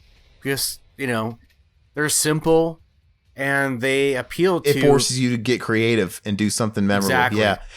But when you watch Dark Fate, they're pretty much relying on the ground that the second one laid because they're just taking the story of 2 and they're fucking it all up. Like, hey, we're using that as a platform and we're going to fuck up that timeline and then we're going to have a whole bunch of special effects that's really not as good as it should be for the year it's coming out. And it's just, and I also don't think if you're going to be just sort of a mindless action movie, you need to excel in certain places. And I think they dropped the ball with the violence. They already had an R rating. I was watching that movie in theaters and there was so many different kills that the Terminator was doing and stuff like the bad Terminator that I'm like, wow, they could have did this with that, or they could have did this, or it could have been so much more gnarly, or they could, and it was all it felt like he was doing a lot of his killing off angle. Like you couldn't see what he was doing. Yeah. I'm like, why? This movie's... Did you watch my review? I don't know. I think I did. I mean, I won't be upset if you did. I don't remember. I think I did. If you haven't watched it, go back and watch it. I think I stole I stole Woke Fate from you, actually. I think that was in your video, right? I don't know. But anyway, go back and watch it. Like, I make really, like, obvious points in that, like, why people love T1, T2, and why they don't like the new one. It's so, like, painfully obvious, you know? Like, and I do a little thing, presentation on my computer to show, like, this is, like, you know, this makes sense and this doesn't make sense. Like, you're trying to force something that doesn't make sense on people, you know? Like, if you're going to make a big budget movie, make something that makes sense, you know what I mean? Like, having, like, Arnold Schwarzenegger be the Terminator, he's a big, bulky guy, like, he's a big, muscly guy. That makes sense. People get that, you know? Like, Grandma. You know what never made sense, though? How the fuck is Kyle Reese fucking John Connor's dad? That don't make any sense. That don't make no sense. We're not going to explain time travel to you. What? We're not going to explain time travel to you. There's no way to explain that with time travel or without it. What are you talking about? Time travel gets a free pass, man. There's always going to be a fucking loophole in it. He somehow fucking shredded the time paradox. I don't know. It's just chicken or the egg, man. He came back in time. He impregnated Sarah Connor, and then his son had to exist to send him back in time, but he couldn't have existed. It doesn't make any sense. We're gonna hurt our head thinking about it, though. You could pull this shit with probably Back to the Future, also. Exactly. Oh, there's plenty of loopholes in Back to the Future. Marty McFly would have fucked a lot more shit up. Isn't it funny how everything worked out in Marty's favor when he came back? Like, oh, wow, we're all doing so well. You know, everything was righted for the better. My ass. But anyway. Exactly. Yeah, it's like, what if, what's his name? Marty's dad, George McFly, had ended up being like some like creepy pedophile or something. Oh, that would have been even better. That would have fucking really worked in his favor. And his mom was like, you know, just fucking Lorraine ended up being like this crunk, like fucking alcoholic, you know, abusive mom. And all the results from his time travel were more they were too direct with the actions he took. Like, okay, his father became more confident and therefore he was a big success, but I think a lot of indirect stuff would happen. Like he probably wouldn't even be married to his mom anymore due to something totally unrelated. Butterfly effect. Like you just fucked everything up. Like maybe you gave your dad in the past so much confidence that he's like, I can do better than your mom. Or I'm going to go be extra confident, cheat on her and fucking have a bunch of affairs. You know what I mean? Yeah. So much more shit would have happened. Usually one event in someone's life doesn't make them any more or less confident. Usually a amalgamation of a bunch of different shit. Are you speaking from experience, Zach? What was that? Was it Bob Gale? I don't know who was coming to the argument of it, but the argument that how come his parents don't recognize Marty as the guy that got them together when he grows up? And I think basically their justification is, look, this was like 1 or 2 days 20 years ago. Like, do you remember somebody you had interaction with for one day? Well, I mean, how could you possibly believe that would be true? Yeah. And then, but I mean, also, I just barely remember people I went to school with for a few years in middle school, like in their faces, barely. And I probably remember them a little differently, but yeah, it's probably right, man. Like 20 years ago, if you spent a day or two with somebody, who knows? But he had a pretty big impact though, I guess. I don't fucking know. Especially since he played that Chuck Berry song. Yeah, that too. All right. So here's the scene, right? You're going to see the twin in the mirror with the real Arnold once they cut to that. It looks really, really cool. It's a cool scene. It just, I don't know. It doesn't work for the movie. I remember when they premiered this version on Fox, like on primetime in the mid 90s. It was like a sort of, it was a primetime like thing. Like, hey, we're going to show this. Can I put on something that's probably really obvious, but this is a great movie for dudes who have issues with their dad. You know what I mean? Like, yeah, it's just like so blatantly obvious. That dudes who love action movies and probably have daddy issues like this movie. Yeah. Or maybe it's something that kids bonded with their dads watching macho action movies, and maybe they otherwise never got along outside of certain things like this. I don't know. But yeah, I mean, she pretty much already has the dialogue at the end, right? Or in the middle here. He's determined to just protect him. And, he's never going to beat him. He's never going to come home drunk, like she says, and all that stuff. He's basically what a father should be. He puts John first. So you guys don't feel like that's a pronounced, like, theme of this movie? Like father? Like the whole father-son thing? Or no? Yeah, I mean, I think they kind of lay that on, though. Yeah, I think it is. Hell yeah, look at the under skin of that fucking head flap. You just want to fucking squish your face on it. I think it looks cool. Now remove the chip. Zach probably wants to wrap that skin flap around his dick and go to town. Fucking yeah, fucking. I would keep spare change in that giant hole in his head. Like he's got that all at space. You know what I mean? Like whole dollars and shit. Yeah, like like a roll of dollars. The chip's like way down in there to protect it, but you got like what's essentially like a side console in your car. I would do that. Like I didn't ask to be circumcised. You'd keep like why wouldn't you do that? You'd keep condoms in there. Yeah. Whatever you need. Your car keys, a spare key. Amazing.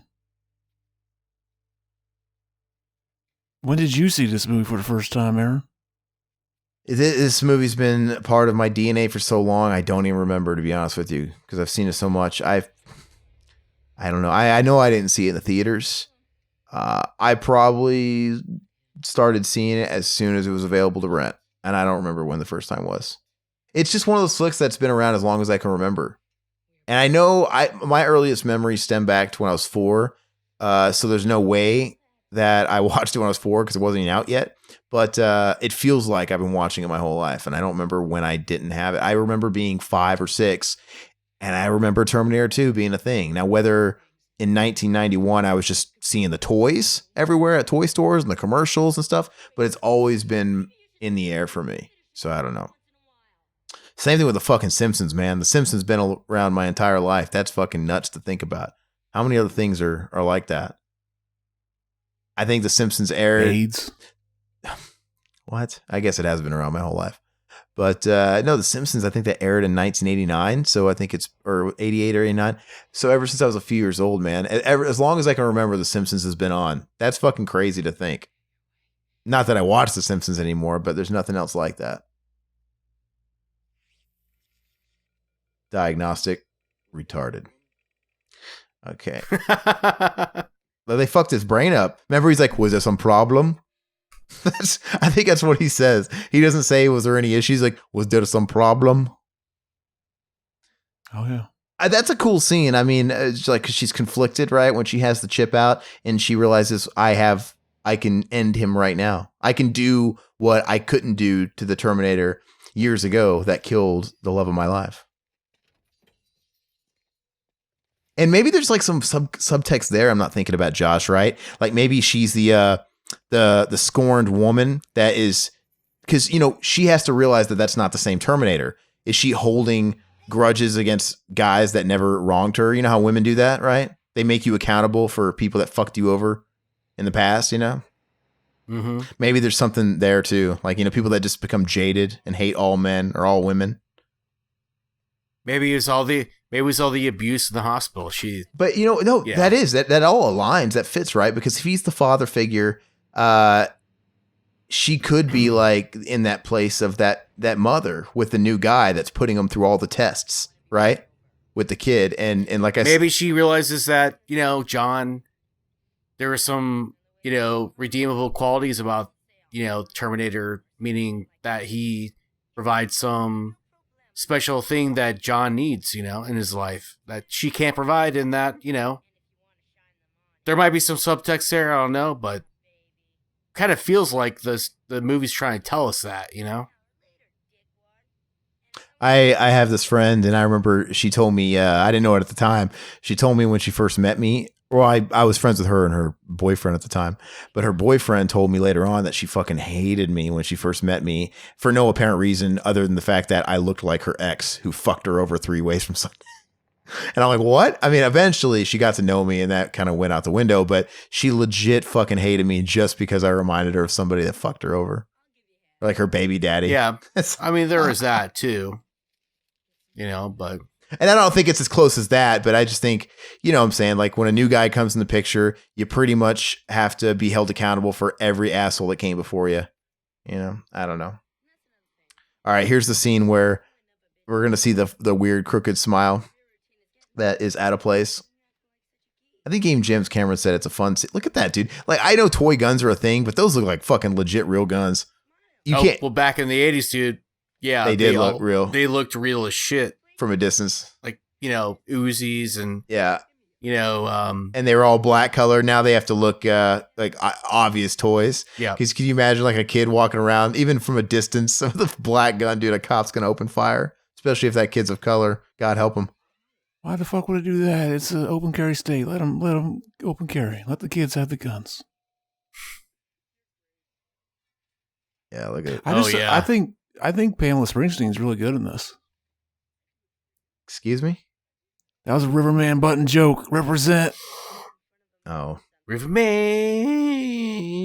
Yeah, he's like, yeah, the scene, it's cool, but it just doesn't make any sense to have that weird comic relief, and then we go straight to this scene, right? Where Dude, what is she eating there? Is that like a tuna? it looks like a shitty gas station hamburger is what it looks like. I always thought it was a hamburger. It's like chicken salad or something. That's the good shit. This kid has a dank mullet. Dude, those that looks like legit 9mm handguns right there. Now, do you think they embellished a little bit on how real they look just for the movie to make it more effective, or do they really look that real? Absolutely, dude. They didn't look that real. They probably like those look like real guns. Yeah, they look like real guns. And obviously there's the very obvious subtext of, you know, it's in your nature to destroy yourselves and how people just fucking kill each other in war and all that bullshit. Obviously, the director was trying to drive that point home by making the guns look as real as possible. I mean, that wasn't by accident. Well, I mean, You think know? about the quote there. Like, you could obviously take it out of context in the movie. Do you think we're going to make it? Right? Obviously, you know, we're not just talking about the movie there. And he quoted the great fucking Papa Roach. It's in your nature to destroy ourselves. It's in our nature to kill ourselves. It's in our nature to kill each other. I hope some people get that reference because I didn't listen to that fucking shit, man. That was on Tony Hawk too. Oh, okay. I tuned it out. I tune out bad music. Beta. Dude, fun fact though, like Papa Roach though, my dad, oddly enough, was really into that first CD. There was actually a point where the tables flipped because I grew up idolizing. Well, I wanted, I just wanted my dad. I wanted to bond with him over something. So I think I really took an interest in the music he was listening to because I'm like I wanted that relationship with him, but I grew to really like it. So when I was growing up and I was a toddler in the late 80s and into the early 90s and stuff, he was listening to the cool shit, man. Like the cool, like I liked thrash and a lot of classic rock. But then like as I got older, he started listening to the shit that was more modern and I wasn't. I was diving deeper in the more obscure stuff like that his gateway drugs gave me. And he was listening to Papa Roach and I'm like, Dad, this is backwards. I should be listening to Papa Roach and you should be telling me it sounds like shit. What is going on here? But then I kind of found out that, all this music that I loved from my dad, that was just more popular at the time. And my dad was a fair weather type of listener. He was just listening to whatever was hot at the time.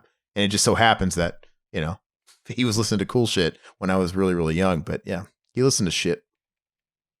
He listened to shit the whole time. You just thought it was cool because you were young. Did she lick his neck? She didn't lick his neck in the theatrical version. Fucking, why wouldn't you lick that neck? They have a thing with licking people in this, don't they? That was not in the theatrical version. Isn't that really kind of odd and weird? I'm definitely seeing a trend of licking shit. This movie. Yeah. It's like Tarantino and the feet thing.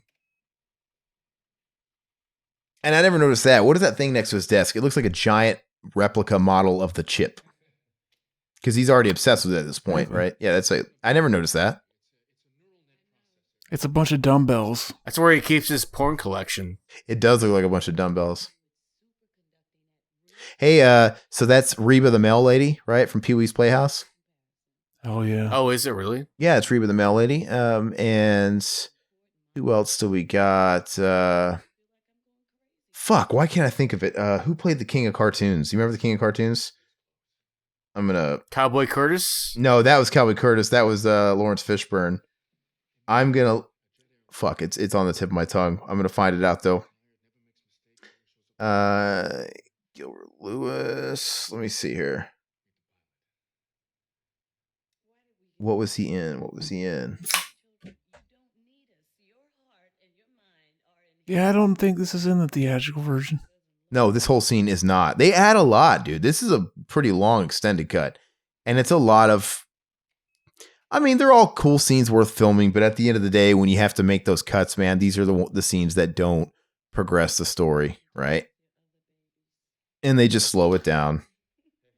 See, I really would have kept that scene where fucking the guy... This is where the scene starts, right? Daddy, right? Or no, I think it's something different. Maybe at the very end, that scene was there. Just like the very end. Mm-hmm.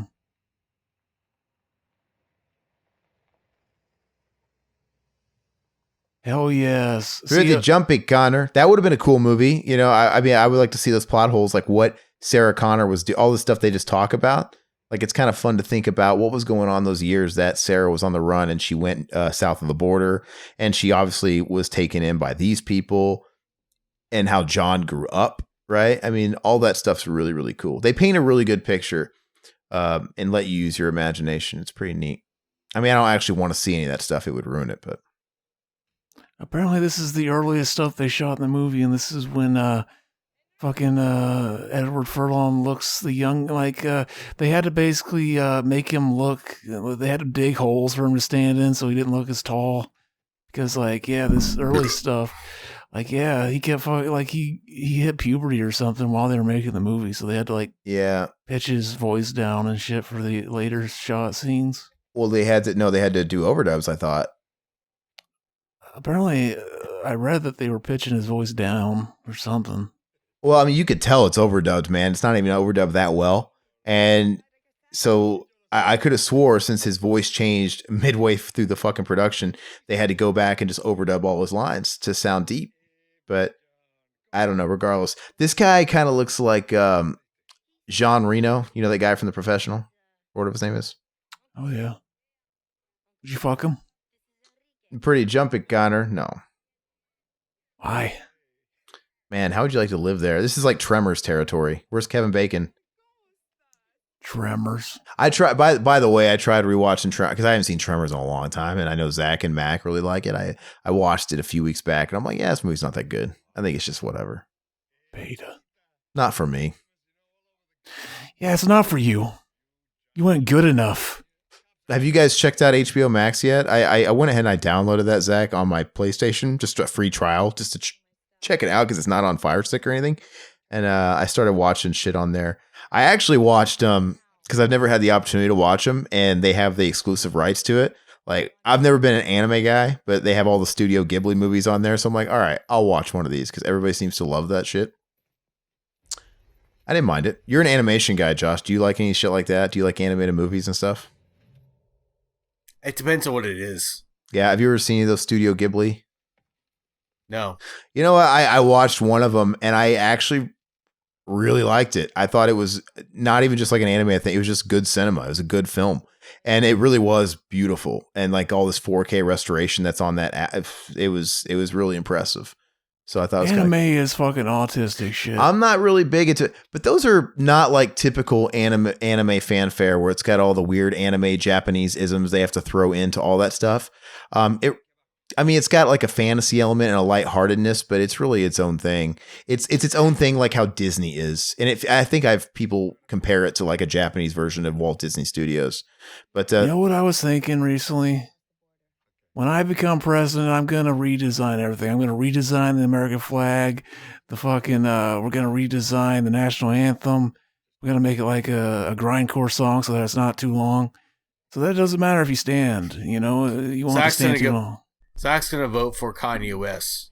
Exactly. you're not going to be like that kid in 4th grade that ran for class president that promised to make everything free if he was elected. Oh yeah.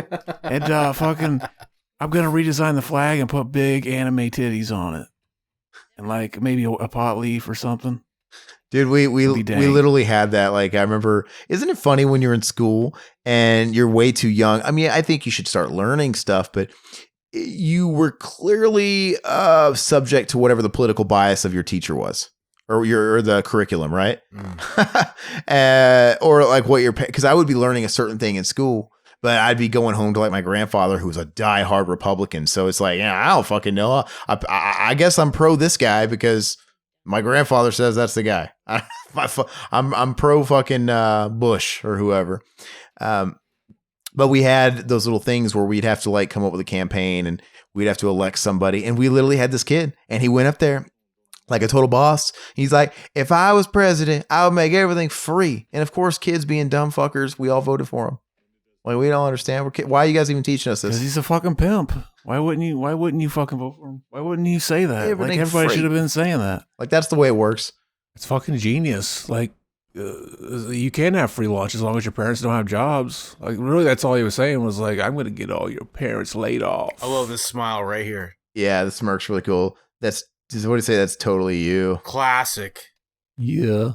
It's totally you. He has that Valley Girl accent. It's cute. I always thought, Zach, you're fucking.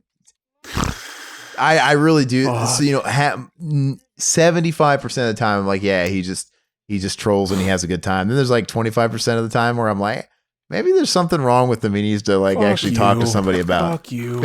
Because like the occasional joke is one thing, but when you've based your entire stand-up routine on that, like, because yeah, you can go, Louis C.K. would make those jokes, right? Louis C.K. was fucking hilarious. And he was like Zach, right? He wasn't afraid to go into those dark territories and he'd make those jokes. He's a beta. But it wasn't just an hour stand-up of nothing but kid fucking jokes. He would mix it up. Neither is mine. Okay. Don't fucking exaggerate. Okay. You are right. You're 100% right. Okay. 50% kid fucking, 50% autistic retard jokes. So let's be fair. There's some incest in there too. Okay, you're more versatile than I'm giving you credit for. I apologize. You gotta be a total Mac and fucking fuck the autistic retarded kids. Okay. He thinking macaroni. I don't even know what I was saying. Oh, I was saying, growing up knowing Edward Furlong from this movie, I'm like, man, this kid could really act. But then when he gets older, I'm like, I don't know what it is. Did he just did he get worse or did he just never get any better? And I always thought he was a really good actor because I look at him as a kid. Like for a kid, he's awesome. You know, but then as he got older and his skills never really grew, it's like, was I just being kind of like easy on him because he's a kid? Or I think it was probably the other things that he did in his life that took him away from. Yeah, but you're also only as good as the scripts you're in sometimes because he was in some shit, right? That probably doesn't help. I doubt he had the most motivation to pull an A-list performance in Zombie King. Yeah, but you understand, like when you're doing drugs all the time and that alters like your abilities to do things, you know? Well, yeah, true. But like take a movie that came just within a couple of years after this one, Pet Sematary 2. I mean, his acting's not, there's many layers. There's not just good and bad acting, right? There's many different levels to it. So he fits what's going on in that movie, but he's not a great actor. Some of his line delivery is kind of cringy in Pet Sematary 2 as much as I love it, right? And and I'm like, what's the difference here? He's around the same. He's just a little older, and this was when he's still riding high. Is it the direction that was helping him? Is it James Cameron being an element there too, pulling the performances out of him? Is it him working off the story, or there's probably a lot of things at play here. But if you watch Pet Sematary 2, you know what's Zach, you know what scene in Pet Sematary 2 drives me crazy whenever he's delivering his line? Remember when he's like, Drew's like, sometimes I wish Gus would die. When he replies, don't ever say that. Not even about your dad. And he like looks down or at the camera, like, what the fuck? And it sounds really awkward. I cringe every time he says that. My stepdad. He's my stepdad. That's the best delivered line in the movie. But it's but it's funny though. They clearly paid him extra to do that John Connor scream he was famous for at the beginning of the movie. Like, give us that John Connor scream. Linda Hamilton's cute here. I'd fuck her. I'd let her strap on a dildo and fuck me. I mean, James Cameron beat you to it. I let him wash.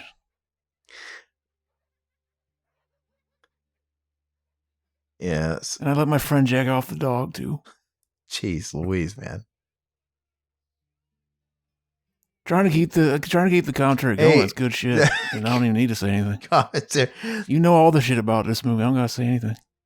Hey, we know it's still an hour of this fucking commentary. God damn. Hey, somebody put the fucking special edition in here, not me. But somebody should have told that other somebody. It's all their fault, really. Yeah, I was supposed to tell you what you have and you don't have. I mean, hey, you know what's funny though? No, it's fine. Have you guys watched? Zach, I think you probably finished it. I finished the new Unsolved Mysteries today. Did you watch it yet, Josh? I watched one episode. I thought it was okay. No, I think it's good. I like the original way better, though, I will say. Well, no, so I agree but disagree. I think if you can't have Robert Stack, which they obviously can't, they're doing it the best way. Just no host. Just go right into it. I mean, I don't try and replace him. It didn't work with Dennis Farina. I just, but you notice they pay homage when in the intro they have that flash of Robert Stack's face behind the logo when it pops up. Mm-hmm. I think that's the best they could do. I'm totally happy with it. But Zach, that last episode, the 6th one, I think, is fucked up. That chick from Missouri, that was awesome. Mm-hmm. And that's kind of like in my neck of the woods, or in Southwest Missouri, where that was from. And she's the only case where, Unsolved Mysteries is usually about, hey, this person is missing, we never found them, or we think this person did it and they ran away, we don't know where they're located. This is the only one where they're aiming it from, hey, look, everybody knows this person did it, but we couldn't convict her. So she's just subject to online bullying. And of course, I went straight to what? Here's the scene where all the kids die. Maybe this will give me that sudden rush of adrenaline I need to proceed. Dude, look how cool that effect is. That looks awesome. It really does. The scene fucking terrified me as a kid. Did they do this with look at all their models and shit. It's all models, so they color corrected that shit. It's so cool, though. I remember asking my mom, like, could this ever really happen? And I guess my mom was just in the mood to fuck with me. She's like, yeah, I could. I was like, what? It fucked with me. Dude, it looks so fucking cool, though. I miss that stuff. But no, yeah. So that's the only episode of Unsolved Mysteries I've ever heard of where it pretty much just plays the speculation game, which prompts everybody on social media to just attack this woman. I went immediately. It's like, what's that fucking next Netflix series about Avery or whatever? Like Make a Murderer? It's like that. Oh, yeah. It's like that, but in mini episodes, you know? No fate. But what you make.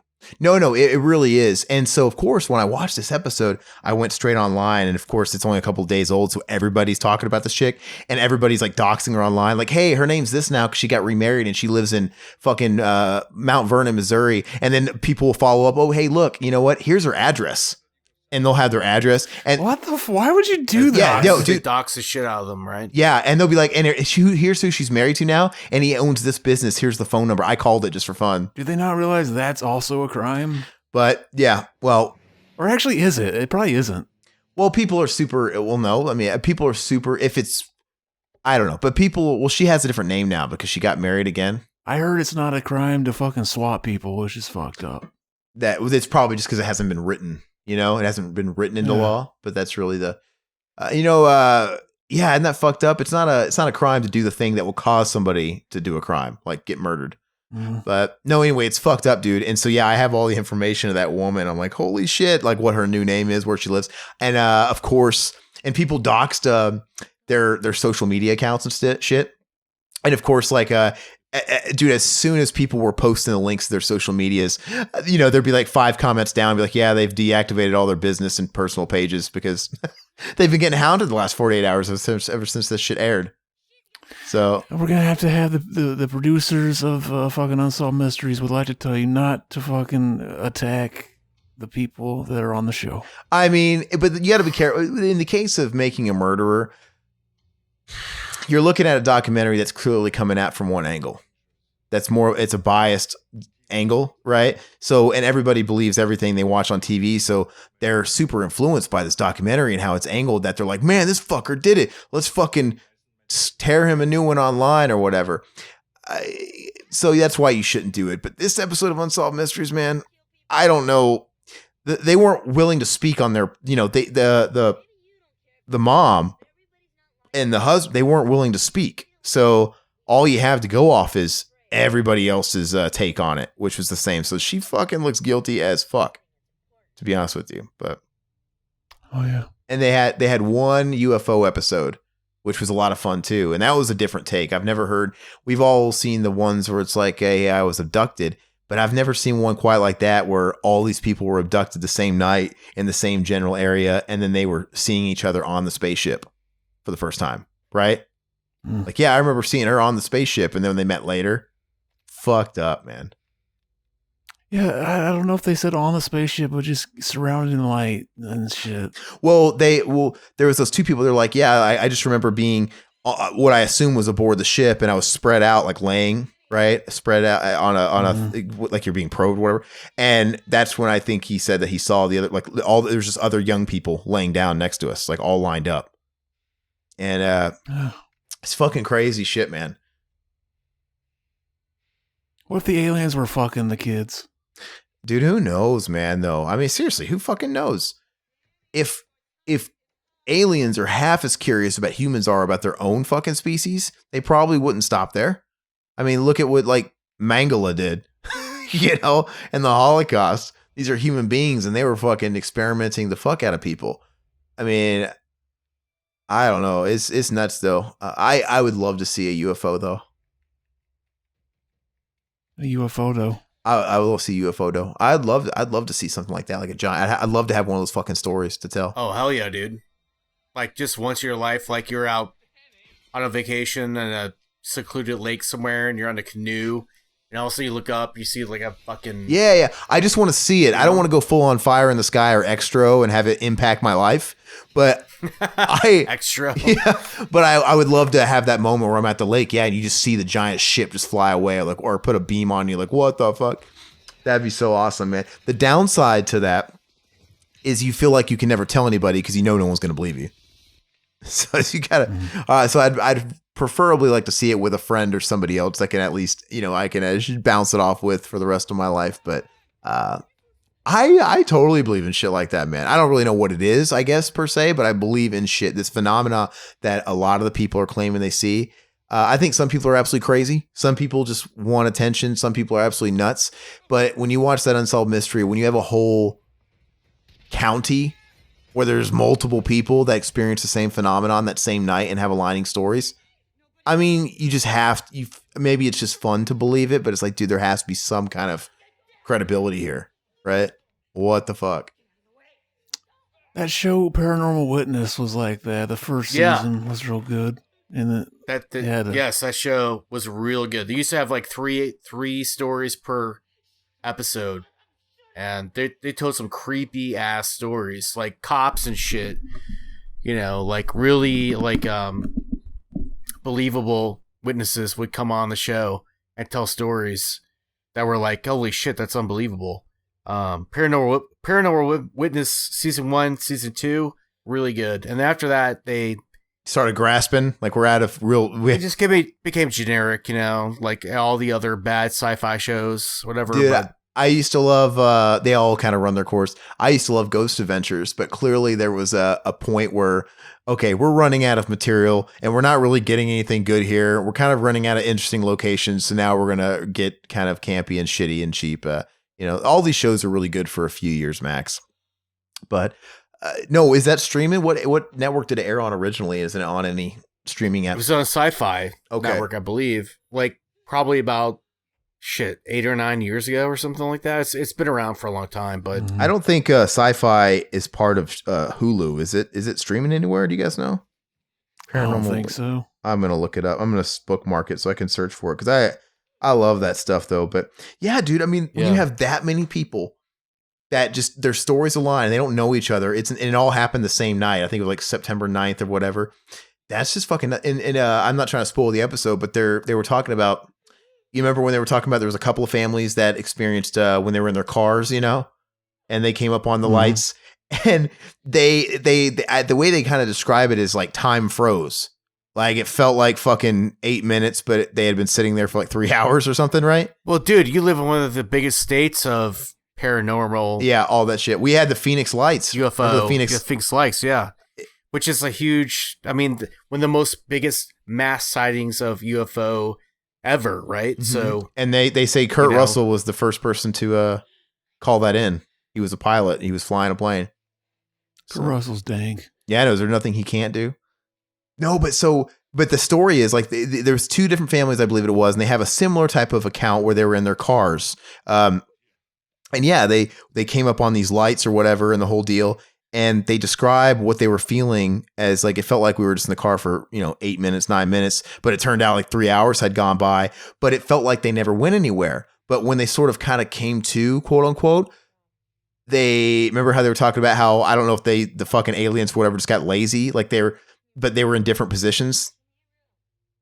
Mm-hmm. So it's like, you could tell it's like they brought us up and they wanted to put us right back exactly where they found us to not let us be alluded to where we had been. But like one family was like, yeah, like when we got out, my fucking grandma was in the driver's seat, the car ignition was off, and my mother was in the passenger seat. My grandmother didn't even have a license and the car was running. So like, you know what I'm saying? They kind of got sloppy. And then the other family was like that too. Like I was in the front seat and my mom was in the, like, what the fuck? So it's very, very fucking interesting, man. Dank scene, dank effect. Now listen to me very carefully. Yeah.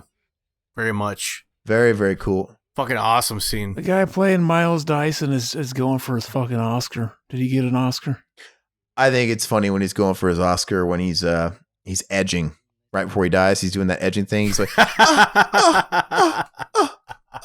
exactly. It looks believable. Edging, yeah. I love that scene, dude. I don't know how much longer I can hold out from coming. That's awesome, though. He was like, he totally dug deep for that shit. That's great. Other than this, I know him from, he was like on General Hospital. My mom used to watch General Hospital, and I remember he was doing that later in life. Reba the Mail Lady, after this movie, I saw her in like some fucking like ATT commercials and stuff. But Miles Dyson. Look at her back there smoking that dank fucking nug. She's very, very 90s right now. I love it, man. Like I said, it looks like she's supposed to be in like a grunge band or something right now. It's cool. That's a part of the charm. I've said it a million times on the show. I'm a sucker for anything early 90s because that was my come up. That was my real, that's where I was coming up and shit like that. And I fucking love this whole era. And this movie, something that they fail to just recapture and they never can is how it looks. Like this movie has style, like how there's a lot of blues, a lot of dark color. You notice how it looks? It's just great, man. 3 looks nothing like it. Salvation looks bleak and boring. That new one, Dark Fate, it looks like every other modern action movie where everything has to be real dingy and there's like a lack of color and it looks bland. What's the one with fucking Bateman in it? Patrick Bateman? That's Salvation. That one's shitty. I want your salvation. Oh. Sorry. Yeah, I do not like that movie. Hey, I'm not Josh. You're a Batman nerd. What do you think about that? Did you see that Ben Affleck rumor that he's back on as Batman again for HBO Max? Yeah, I saw that, but I just don't care too much at this point. It's just so like they're really it's just too much. They're really trying to blow their wad with this shared, like this split timeline universe. Like they want to have Michael Keaton existing as a Batman. They want to have Robert Pattinson. They want to have they want them all to be just going alongside each other as different. Like how confusing to the market. I mean, I don't know if they're ready for that yet. I mean, what works in a comic book, I don't know if they can pull off with what they're trying to do yet. Here's my idea. If they want to bring Michael Keaton back as Batman, as Bruce Wayne, and then make Pattinson and do a fucking Batman Beyond, then now I'm on board. That makes sense. Well, I think they were getting loose with their headlines with Michael Keaton. I don't think he's going to be playing I think he's going to be Bruce Wayne in that Flash thing. And there's no way he's going to be Batman. Total cameo. Or a cameo. But I think, what's it called? Well, he ain't suiting up. Put it that way. Well, isn't Flashpoint dealing with like timelines and shit, right? Like weird, like split timelines. Yeah, Flashpoint is a Flash storyline where Thomas Wayne's Batman, everything's fucked up, and okay, yeah, everything gets mixed up. So yeah, they're probably gonna just have it as a cameo, or he's gonna play literally the Burton Batman in that weird generation, but it might not play a big part of the story. Who knows? But I think. That was the rumor for a while, I think, or a fan petition. Like people were fan petitioning 10 years ago for Michael Keaton to come back for a Batman Beyond movie. Like that would be the thing. Mm-hmm. But yeah, I don't know. I can't be bothered with that shit anymore. I just don't care about any of those DC movies, to be honest with you. Well, to me, dude, it's like so insane how obvious what they should do. Yeah, what? What the fans would love, what they should do, what would make $1 million, and they don't do it. They never do it, $1 million, they would never do it if it only make $1 million. That's called a bomb. Well, you know what I mean. Okay, yeah. What would they? Okay, what would make a blockbuster? What would make the fans come out and see the movie, buy a ticket? It's like if you had, that Batman Beyond scenario set up perfectly, that would be a huge hit with the fans because there's a huge legacy of us dudes out there who watch Batman Beyond cartoon. I fucking love that shit. And we love fucking Keaton Batman. Yeah. And he's aging well. He would pull off that distinguished older Bruce because he still looks like Michael Keaton. He's still got the charisma, but he's aged into that role well. I think it'd be good. Let Tim Burton direct it and just make the movie he was going to make for the third movie and just de-age everybody. Well, no, I was going to say that. Wouldn't that be nuts if like out of nowhere, Tim Burton's like, yeah, I'm going to make a follow-up to Batman Returns now. We're just going to pretend like the last fucking 28 years never happened. That'd be weird. I'd come. And I'm going to cast my wife as Catwoman. Amazing. Or something. But we're going to get Sean Young to play Catwoman. Let's see how that works. I think that actually probably would have been pretty good because she's so sultry. Well, she was back in the day. Oh, yeah. She's super fucking hot, I think. Back in the day. 80s, version of her. But that fucking pompadour she had in fucking Blade Runner. I just want to nut all over it. Who's the actress you said she kind of looked like? You never knew? You couldn't tell them apart, Zach? I can't remember who we were talking about. The girl from Big. Yeah, Elizabeth Perkins. He thought Elizabeth Perkins and Sean Young were one and the same back in the day. They have a similar look. Mm-hmm. I could see that. It's similar, but yeah, Sean Young was attractive, but she went full cringe on Phil Donahue though. She shouldn't have done that. She came off as the crazy ex-girlfriend, the stalker, like, okay, this is a bit much. Just accept it, move on. She had a bad publicist, I think, or something. Dude, she looked like she was going rogue, man. Was she really acting on behalf of at the advice of a publicist. It looked like she was really just kind of on her own. There's no way the publicist said that was a good idea. That's what I'm saying. It seems like she was literally making those phone calls herself. Her publicist encouraged her to break into WB Studios and like crash boardroom meetings and stuff. I don't know. But everything happens for a reason, man. I mean, anybody could have played Vicky Vale. I mean, honestly, Kim Basinger was fine, but anybody could have played her. But she was petitioning for Catwoman. Dude, nobody could have been better than Michelle Pfeiffer in that role. Oh, yeah. I mean, is that not the role that you would say defines her? Like, what other big defining role does she... I mean, she's been in a lot of movies, or she doesn't act so much anymore, but like, what other like big role can you attribute to her? Like, okay, iconic. It's really Catwoman. No one's going to say Dangerous Minds. I mean, aside from Scarface. But Scarface isn't... I don't know. I know she's in that movie, but I just don't think that's what people really think of her. I don't know. Did you see that movie with her and Harrison Ford, where Harrison Ford was actually the bad guy? What Lies Beneath? What Lies Beneath? Well, spoiler alert, that's a twist. You just ruined it. I didn't hear what he said. It's not a spoil from... Harrison Ford's the bad guy. It's a because the twist is that he killed her, right? Or something. Yeah. I haven't seen it in so long. But yeah, we're about to get to the edging scene, man. This whole scene's awesome. I love it when he gets that grenade launcher and he's just taking out all the cop car. He's like, he's got a gosh damn minigun. It's amazing. Yeah, it's really cool. It's really well done. See, they talk about like he can't kill anybody. Is it possible he was shooting that Gatling gun and he just managed to not vitally hit anybody?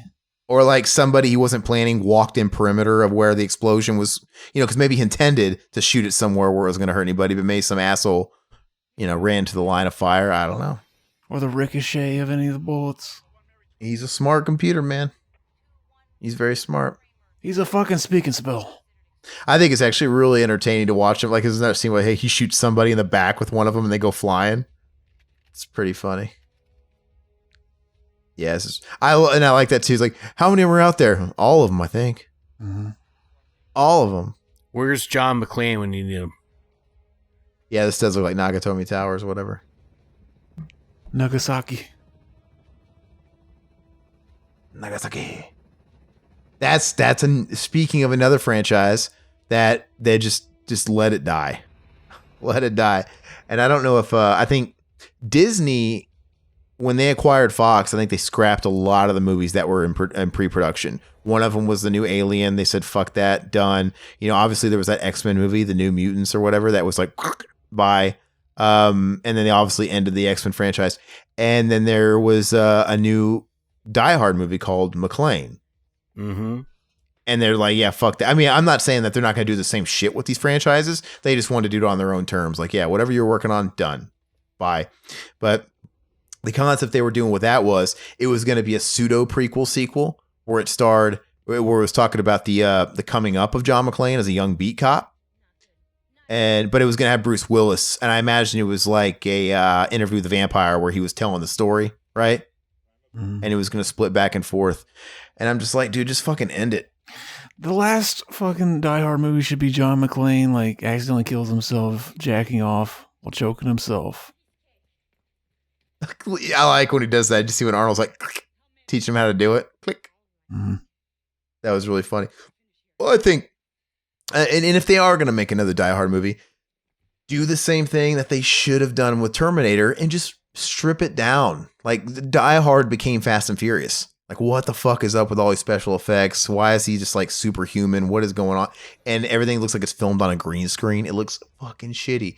Just, dude, make it for like $50 million. $50 million bucks. Keep it grounded. Keep the location small. You can do this. Kind of go back to what you were doing with the first one. Oh yeah. I mean, because I guarantee you the first Die Hard movie didn't have an insane budget. Probably didn't have anything astronomical, and they made magic. Terminator, they didn't have an insane budget, I don't imagine. Mm-hmm. Yeah, that's right. He's shooting the minigun too. Yeah, look, he's just counting on. He's like, my computer predicts that they will definitely jump out of the way because everybody would, because he could have hit him. Knowing humans. Yeah, dude, those bullets are fucking flying, man. That's the thing, though. You can't trust knowing humans. Like, fucking... Yeah, they fuck up all the time. They make stupid human errors. Yeah. Crashing into things. Oh, speaking of crashing, did you guys see that video footage of that guy that like drove his car through that Seattle like I-5 protest? Yo, yeah. Dude, I saw the video and that Brutal, dude. I felt real bad for, I mean, I'm not big on protesters, but I felt real bad for those chicks, man. Like, dude, they got hit hard. Like they flew. It was like doom doom. They flew in the fucking air, man. Like 20 feet. And one of them's confirmed dead now. They were both in ICU at the time, but one of them died. Disgusting. And then I don't know how. Dude, they. Yeah. If the car hitting him didn't kill him, I would imagine them falling what looked like 20 feet from the air onto concrete did. Oh yeah, it was because they just popped in the air, man. That was like dark web shit. Like watching that video, it was like, it was brutal to watch. And it's weird, like brutal. I mean, clearly there was motive there because it's like the interstate had been closed, I guess, from 19 days, right? It's like it's been closed for that shit, for protesting and all that stuff. It's been shut down. Part of me, before I watched the video, I was like, well, maybe it was July 4th. Maybe it was just like a drunk guy because I guess he entered the closed interstate on the wrong side. I'm like, maybe he was just really fucking drunk because he's out partying. But then I watched the video. I'm like, man, this guy looked like he was playing a video game and they were worth 1,000 points if he hit him because he was going for him.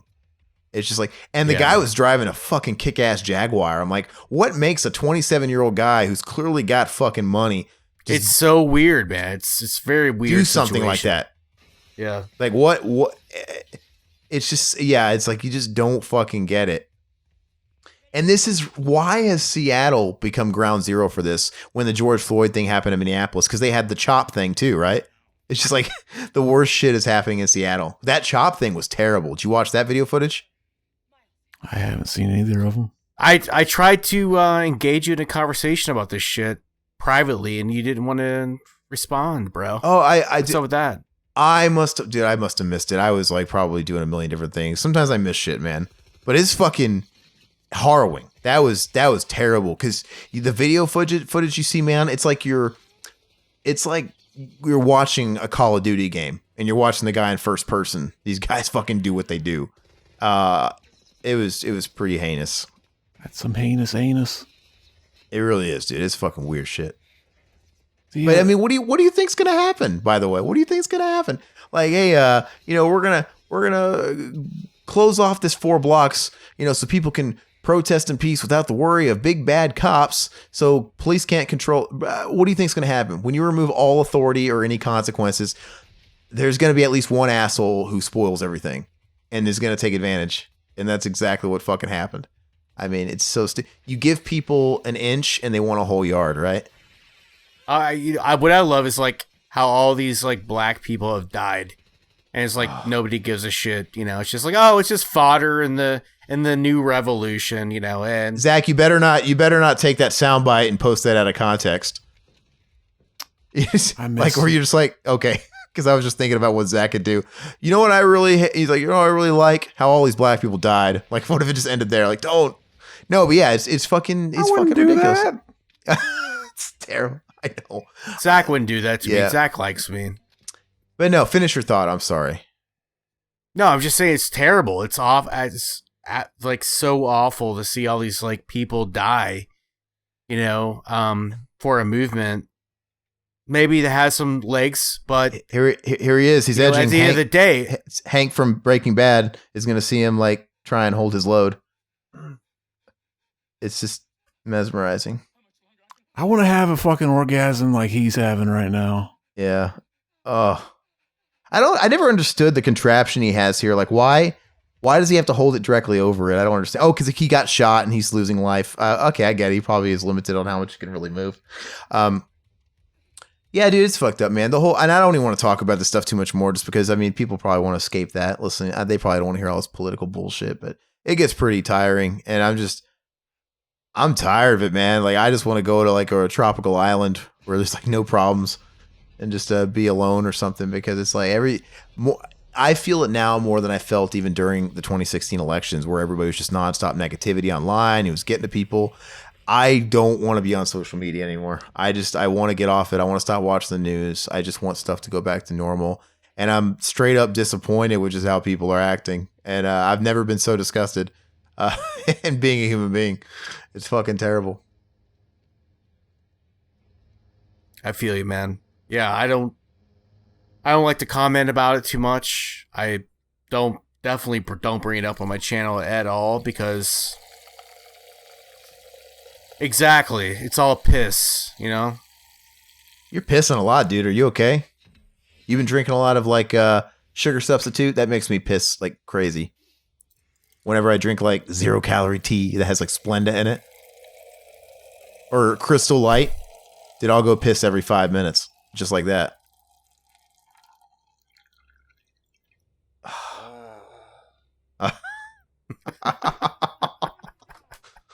Oh my gosh. So we got about shake it off, man. Shake it off. We got about a half hour left to this comic. See, here's the thing about it. Even though this is a really long movie, man, it doesn't really feel like it. It's feeling like it tonight, that's for sure. Does it really? Yeah. I think it kind of goes by. Look at this fake Terminator. I like it. It's still kind of a cool effect, like cool prop. Who do you think has that prop? I don't know, but I read that James Cameron has the giant T-800 in his like office, his home office. He has like a giant, like, I think it's from the movie, like a T-800, probably the one they used at the start of the movie where it's like in the future, you know, where it steps on the skull. Yeah, see, look, he's shooting them in the legs. How does he know like they won't die of blood loss? I don't see an ambulance close by. Or how does he know? How does he know they're going to be responsible? Yeah, of getting someone out, or didn't he take off somebody's mask though in the gas when he walked past him? Did that not kill him? Yeah, I missed it. Yeah, doesn't he walk past somebody, just take their mask off and they fall? Like, ah. Probably.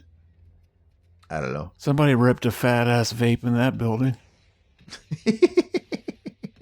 Dude, this always looks so much fun to me. I mean, I know it's not very PC to say that, but I always thought it looked like a blast, like throwing these like rocket launcher at these like cop cars. Because when I play video games, I always like having grenade launchers. Oh yeah. I used to play the Alien 3 video game on the Sega Genesis, and I'd have the grenade launcher. Boop, boop. It was so much fun. Wasn't that the guy from Chips he just took the mask off of? Eric Estrada? Oh yeah. Yeah, that's what I'm saying. Did he not die from that gas? Does the gas kill people, or does it just probably knocks him out? Because I don't think that they were going in there to kill him, were they? Maybe they were, because they had a bomb. Fucking, I don't know.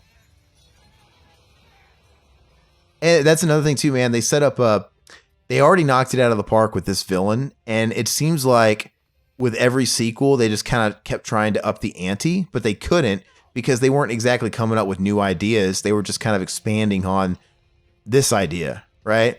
It's like, oh, how do we up the ante with what they pulled off with Robert Patrick? Well, now she can like form more than just sharp objects, because isn't that what she can do? She can like form like, you know, different, like it's just like the next level. But we got to make her a woman too, because we haven't done that yet.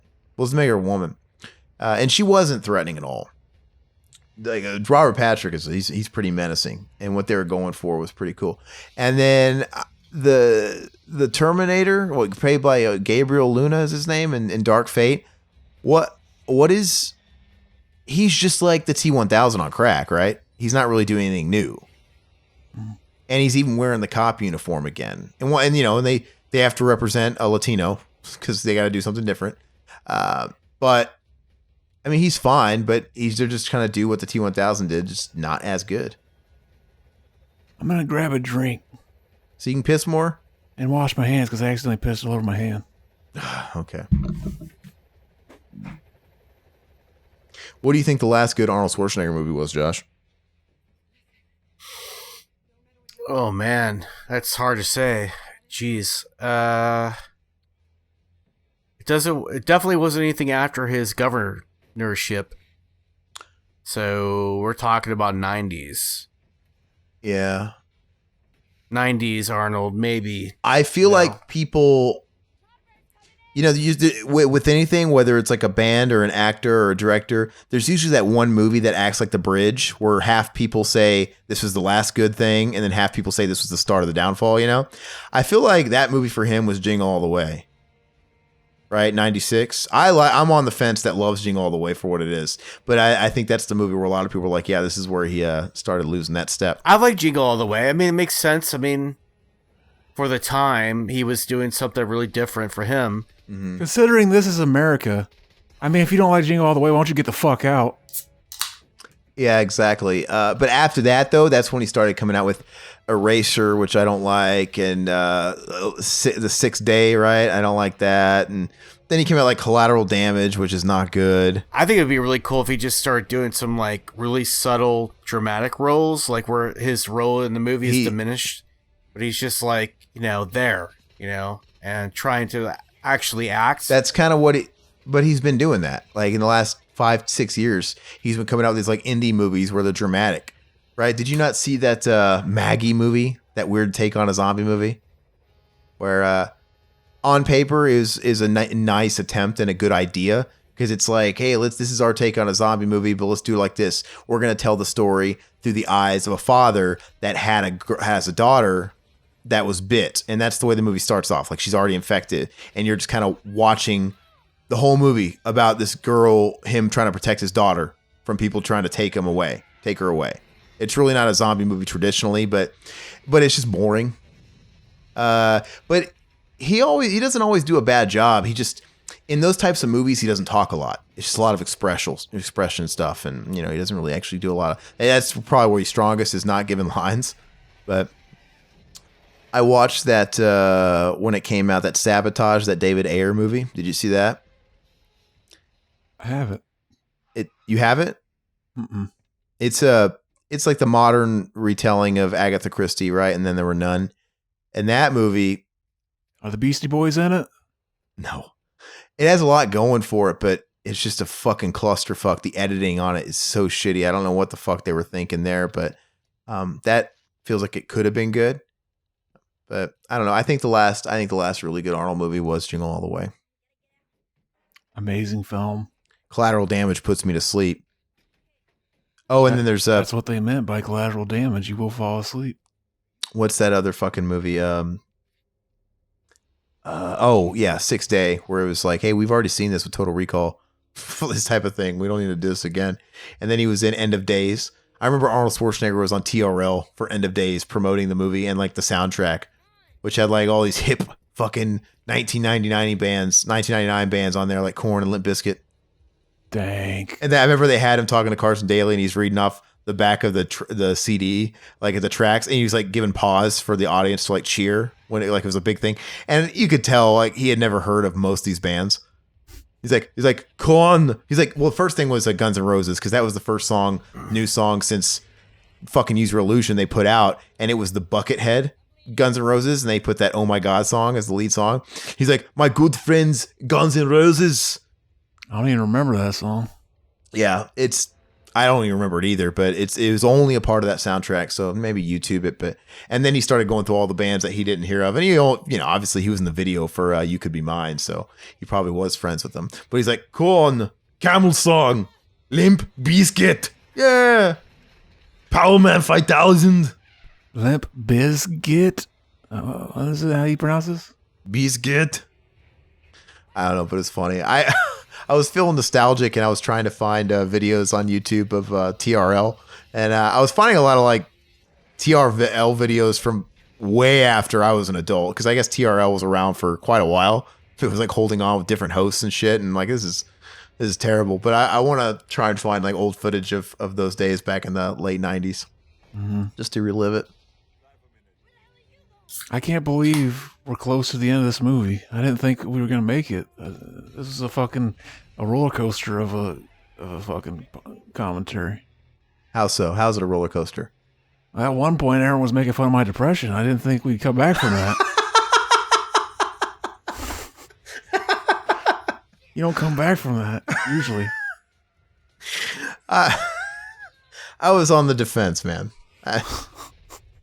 Well, I was being serious. It's like, man, because like on the outside of the podcast, you're talking about that stuff, and then like I don't know, I just sometimes I think it all correlates. Sometimes I feel like I wonder because you talk about like how you're down or you have and we all have those spells, but I'm like I wonder if Zach's like a self-loather. I think he's one of those types of people. Because sometimes I get like that. I'm like, I wonder, he looks like he might be a self-loather. Self-loathe. Yeah, you know, like nobody self-loathes like me. That was a fucking cool scene, dude. It's a good one. I love when he jumps in that car, just lights him up. That's cool too. How does that work? Is he pulling the steering wheel? Because it looks like he just pulls the truck with his bare hand, right? Oh yeah. But you would think you would have to pull the steering wheel, but I didn't see him grab no steering wheel. Some great cinematography going on in this sequence. It looks great. There's no other movie that looks like this movie. I mean, just nothing. And what a great final showdown, man. This final scene, this third act is amazing. We got to see a brief CG Arnold rolling, just like fucking the fat kid from Hook. Oh yeah. See, I don't see how fucking James Cameron did just retire after this movie. Like, oh yeah, that was a fucking that was dank. I'm not gonna fuck it up. You got to be like George from Seinfeld. Going out on top. High note. Yeah. Well, he did True Lies after this, which is a really good movie too. Mm-hmm. Todd and I were having a little bit of a debate because I love True Lies, but I have a hard time giving True Lies a perfect 10. No, I can't either, man. I'm with you on that one. Well, so here's the thing. Todd and I, we grew up quoting, we bonded over Arnold movies when we first met when we were kids, and we were quoting True Lies from the day we met and Terminator, all that stuff. And I think T2 is a perfect 10. And I'm like, and I remember I told him, I was like, I don't think True Lies is a perfect 10. And he almost took it as sacrilege. Like, you're crazy. I'm like, no, I was like, I fucking love it. It's like, it's like a 9, but I can't give it a 10 because I just feel like the third act is really long. There's a lull point. Like after the cool thing about T2, man, is this movie's like really creative, and I feel like the other movie is just like it's like a homage to action movies. It's like very James Bond, it's very this, very that. Mm-hmm. You know, it's like it doesn't have its own flavor. You know, it's got great characters. It's really quotable lines, very memorable scenes. To me, it's almost perfect, but I just think it has this lull period and it goes on too long somewhere in the third act. Like it just stretch because there's that whole scene where he gets captured and the wife gets captured and, you know, they're putting the true serum in him. Dude, that goes on forever because, okay, they're doing that. He has to take everybody out on that island base. You'd think that's the final showdown. Like, no, now we're going to put you on a stretch limo and we're going to have the whole bridge thing. Then we're going to put you on the fucking helicopter. It just goes on and on. Like what the and it's individually, they're all really cool scenes, but the greater of the movie, it seems to slow it down. And that was my critique of it. And if Keith's telling me I was crazy, but I love it though too. His skin's really thin. Like fucking, you get a paper cut and see that fucking metal endoskeleton underneath that. What were they doing? Did they do some reverse stuff? No, were they doing some like rewinding to get that footage? Maybe, yeah. Like what were they doing? Yeah, they had. There is like a, I think I've seen like what it actually does. That kind of, I forget what kind of it is, like what it's called and shit. Mercury. Yeah. Kind of where it just kind of like goes back together and it forms. It kind of it just like breaks off into little like blobs. Yeah. Gotcha. This looks really cool. This is one of those scenes right here that looks like big time reboot cartoon from the 90s on the 4K, but I wouldn't change it. No, it's a fucking great. It's the best Capri Sun commercial. Like you got to look at it on the bright side. It's got everything from the 90s. A Capri Sun commercial in there. Hey, do you guys, speaking of Capri Sun commercials, do you guys ever go down the YouTube rabbit hole and watch those compilation videos of like commercials from the 80s or the 90s or something? Or it's just 2 hours long of people's taped commercials off TV? I've seen them, I've landed on one or two a couple times. Dude, I love that shit, man. It's whoever did that. I mean, that's the reason why YouTube exists, but I'll like to go to bed and I'll watch. There's just so many of them, and I'll just watch compilations of commercials from my childhood that'll just take me back, like all the toys and shit and all the stuff I watched on Saturday mornings. Mm-hmm. That was added. That's added too. That's kind of cool. I think that's actually kind of a cool scene. I don't know why they took that out. I mean, maybe it's not totally necessary, but it kind of alludes to his powers getting weakened, right? And the heat affecting him. Mm-hmm. Well, no, actually, I think that does serve a purpose because it helps explain a little bit more why, because remember, it's going to show his feet, right? Like melded to the bottom when he's like trying to be Sarah, you know? Maybe, because I think that, or is that in the original version, this? I think it might be. Yeah, that might be what. So maybe that's enough. They're like, okay, we don't need to have two shots of this. Okay, so I take it back. They established it. But fucking, what's his name? The bad guy in this? What's his name again? I want to say Rob Pattinson, but it's Robert Patrick. Robert Patrick. He's got a Chad jawline. Total Chad jawline. He's a Chad. Hell yeah. He's gonna show up, fuck your girl, and then just fucking eat all your food, and then bounce. Take your girlfriend with him. I used to. Did we ever tell you, Riverman and I? We have our mutual buddy that we used to. Did you have any friends growing up where you would ever go into their house when nobody was home? Yeah. The one that fucked his dog or jacked off his dog. Like when he had no parents, whatever you go in. So our buddy Travis, we usually would go over his house like almost every day after school, and we knew his like he gave us his garage code and everything else, and this is before his parents got home from work. And I remember multiple times we would go over to his house after school knowing he had like some kind of after school activity. He wasn't there, but we'd go there and we'd go through the garage and we'd literally like assholes go in through, raid their kitchen, drink their fucking juice and eat their snacks. Fucking leave. Like we were assholes, man. Fucking drinking their gin and juice. Yeah, exactly. Like, I don't know why we did that shit. Drinking their gin and juice. Laid back. Oh, yeah. Nice. Did you drink their fucking 8-ball? No. Nickname Easy 8-ball junkie? No. But I remember we got called out one time. I think my friend, he's like, yeah, it's like his dad at the time was like, yeah, it's like they keep drinking all my fucking juice and eating my like Doritos or whatever. And we felt bad. But that's another case, though. I know Josh and I were having a discussion about like the Darcy thing and how you feel bad after you realize you've done wrong or offended somebody. That was the case too. Like we're like, oh, we really didn't think we were doing anything wrong. But you know, when we didn't know any better, we found ourselves taking advantage of some kind of generosity. And then I remember when it was brought to our attention, we're like, oh man, we're assholes. And I remember we went to the store and bought all these treats that we were accused of eating, and we filled up their cupboards and stuff as like a, you know, act of good faith. Did he say thank you, or did he just go, yeah, that's what you do, bitch? We did it when he wasn't around. You know, he wasn't around. So see, I wouldn't even said thanks. I'd been like, that's what you do. Because I'm an asshole like that. But he was never an asshole to us. He always treated us like gold. That's why he felt even worse. Like, oh man, we're shit. Mm-hmm. So I'm saying you take advantage of someone's kindness. Sometimes you don't realize it. That fucking shriek. And this is maybe one of the coolest climactic kills too, where the Terminator comes up on that gear, right? Oh, totally, dun, dun, dude. dun, in the slow motion. Dun, dun, like you thought he was out, man. Dun, dun, dun. Hell yes. I don't think anybody's ever topped this.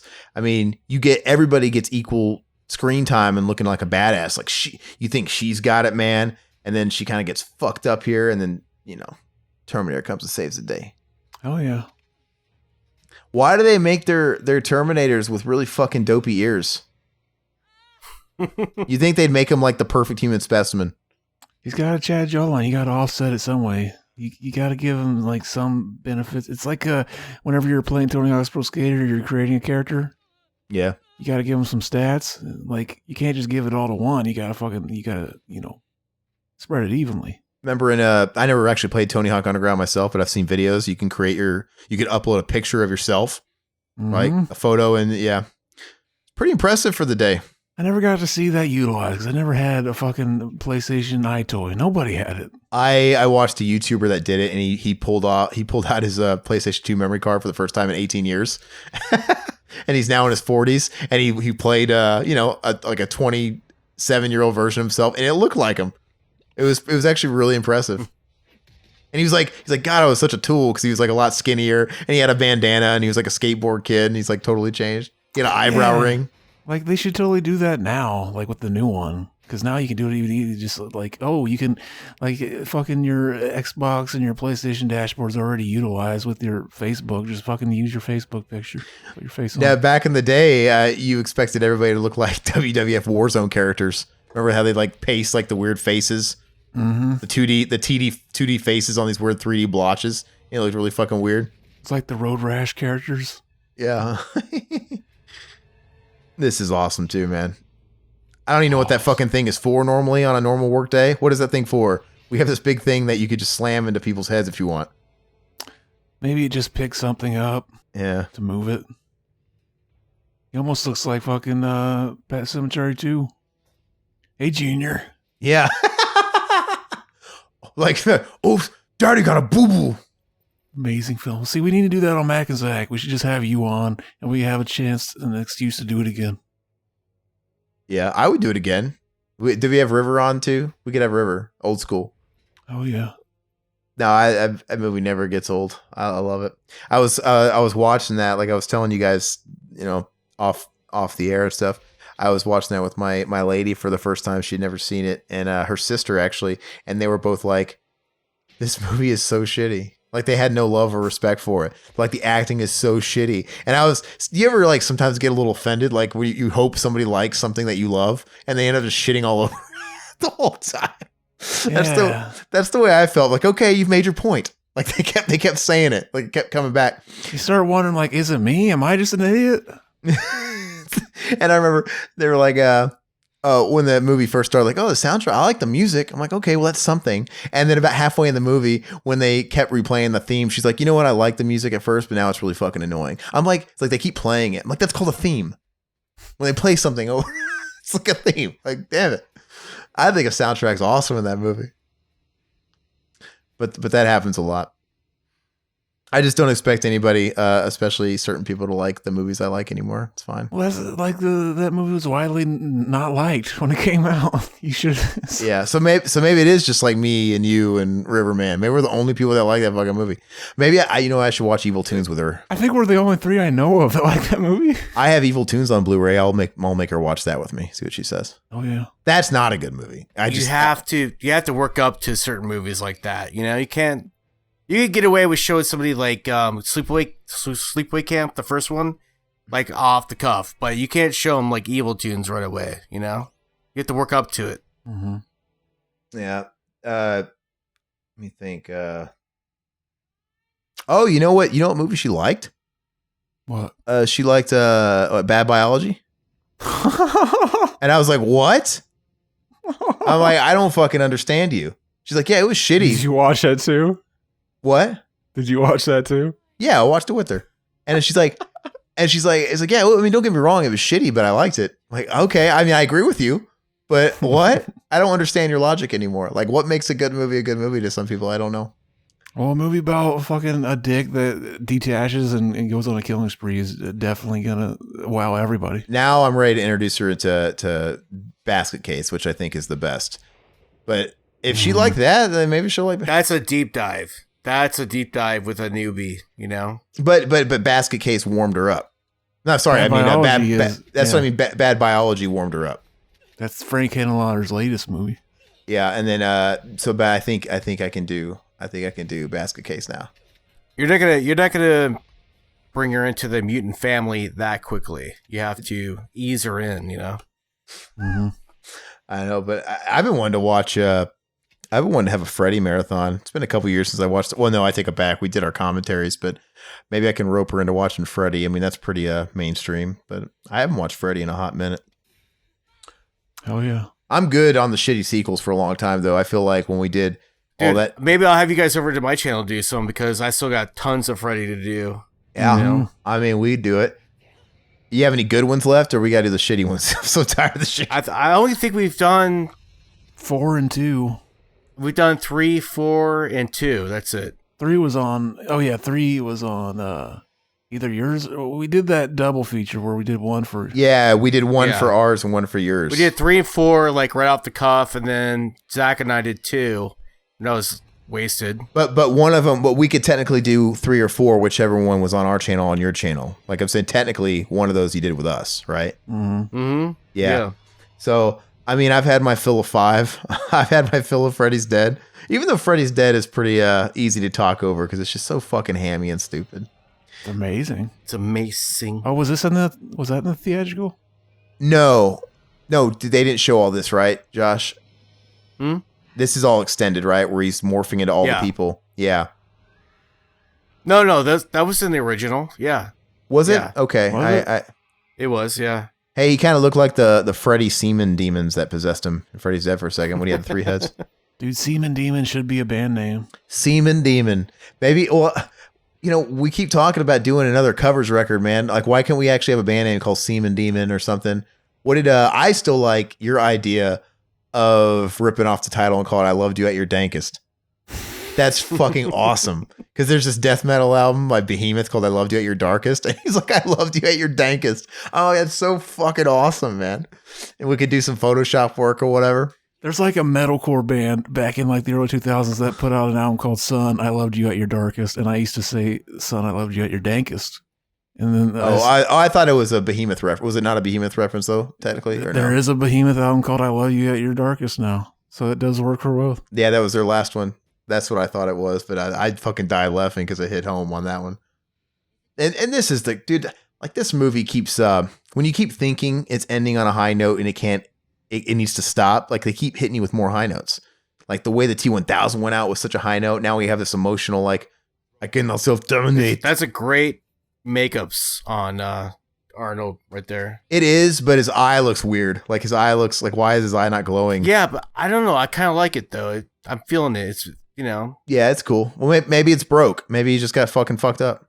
The LED light went out. It always happens. Speaking of that, dude, I've been trying to hang. I've hanged 3 different sets of LED lights around my office because it's now my creative space and because for ambiance and those things. I've went through 3 different brands on Amazon and they've all been fucked up and defective, and I'm about ready to give up. Mm-hmm. Fuck LED lights, and it's a lot of work too. To like stand on shit and do them all around my ceiling. I cannot self-terminate. See, they should have fucked one time before he jumped in. At least I'm surprised nobody was like, hey man, can we just see the dick? We're just curious. Oh, yeah. Like, can you get hard? Yeah, weren't they not supposed to have a dick? Well, like not anatomically correct because they wanted to like airbrush it out of the final version and they kept it dark in the first one, but you can still see it. Oh, like that was their intent to imply that there really wasn't anything? That's what I always assumed, like especially if they fucking airbrushed it out. Well, that's another thing though, man. So the shittier the format you're watching, it makes that dick swinging harder to see, but you can still kind of see it, but it's really, it's weird because they think they're getting away with something. They're probably not thinking, hey, in about 30 years, we're going to have 4K technology. That's really going to bring all these things to light that we thought we were being clever with. You watch. It's like before home video, they didn't mind if like you could tell an effect looked fake because no one's going to pause it and look at it. And they're just going to see it once in the theater and it's gone. Yeah. Good call. But now you watch, I know it's not on 4K, but if you watch the last Terminator 1 that went to Blu-ray, it was a pretty good transfer. And it's like the lighting of the transfer is just, it's overall, especially that scene is just a lot brighter. You just straight up see a fucking Johnson and Ball swinging like crazy. It's like, oh, okay. Ball Johnson, whoom, whoom. Ball Johnson, yeah. Ball going one way, Johnson going the other way. Woof, woof. His LED light is working now again. Yeah. Look at it. It's bulbous. Oh, yeah. Anyway. This is a sad scene. It really is, man. And the thumbs up was such a great touch. See, like if you fell into like some molten lava, like would you have the foresight to like, I'm going to give a thumbs up as I'm going down just to reference that movie? Like, even though I'm in pain, I got to make a last movie reference while I'm dying. Well, I mean, I couldn't believe the irony that I was dying in that same way Terminator 2 did. Yeah, you do it not even knowing if anybody up there is seeing you or if they get the reference. Oh, like if nobody was there. Gotcha. Just in case Google Earth is flying by and they're catching you. Well, I'm assuming you're probably talking to some friends, but they might not be looking down as you fall. You don't think as your toes were slowly dipping into hot lava, you wouldn't be too busy screaming in agony? Probably, yeah. Because like you'd be like, oh shit. Like, why is he catching fire? Is that the way it really would be? Maybe. His clothes. Because that's like liquid metal. I mean, I really don't know what it is he's really going into. I just thought it was like, You got a Public Enemy shirt. and you know what I was always funny is I thought it's funny how it shows him disconnect when his thumb goes in the water, not when it's chip in his brain. Oh, yeah. Right? Like you'd think right here he'd be done, but he has enough juice left. But I guess maybe it's not melting into his chip. Maybe it takes a moment, but it's funny. Like now he's done. Oh, yeah. Yeah, it's a perfect ending.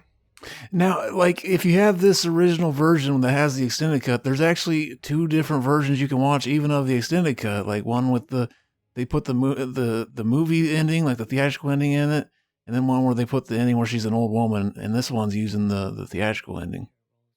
So that must be the ultimate cut that I read about. That's 3 minutes longer.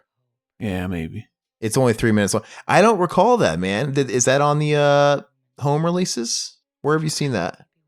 Yeah, like that's how it was on the original Blu-ray or the DVD. So I'm assuming it's on the Blu-ray too. But yeah, like they did an alternate version of the ending where she's an old woman, and basically that one just kind of ends the whole series. Really, I mean, technically, if we want to ignore the rest of the sequels, we could just be like, oh, that's the real version, part 2.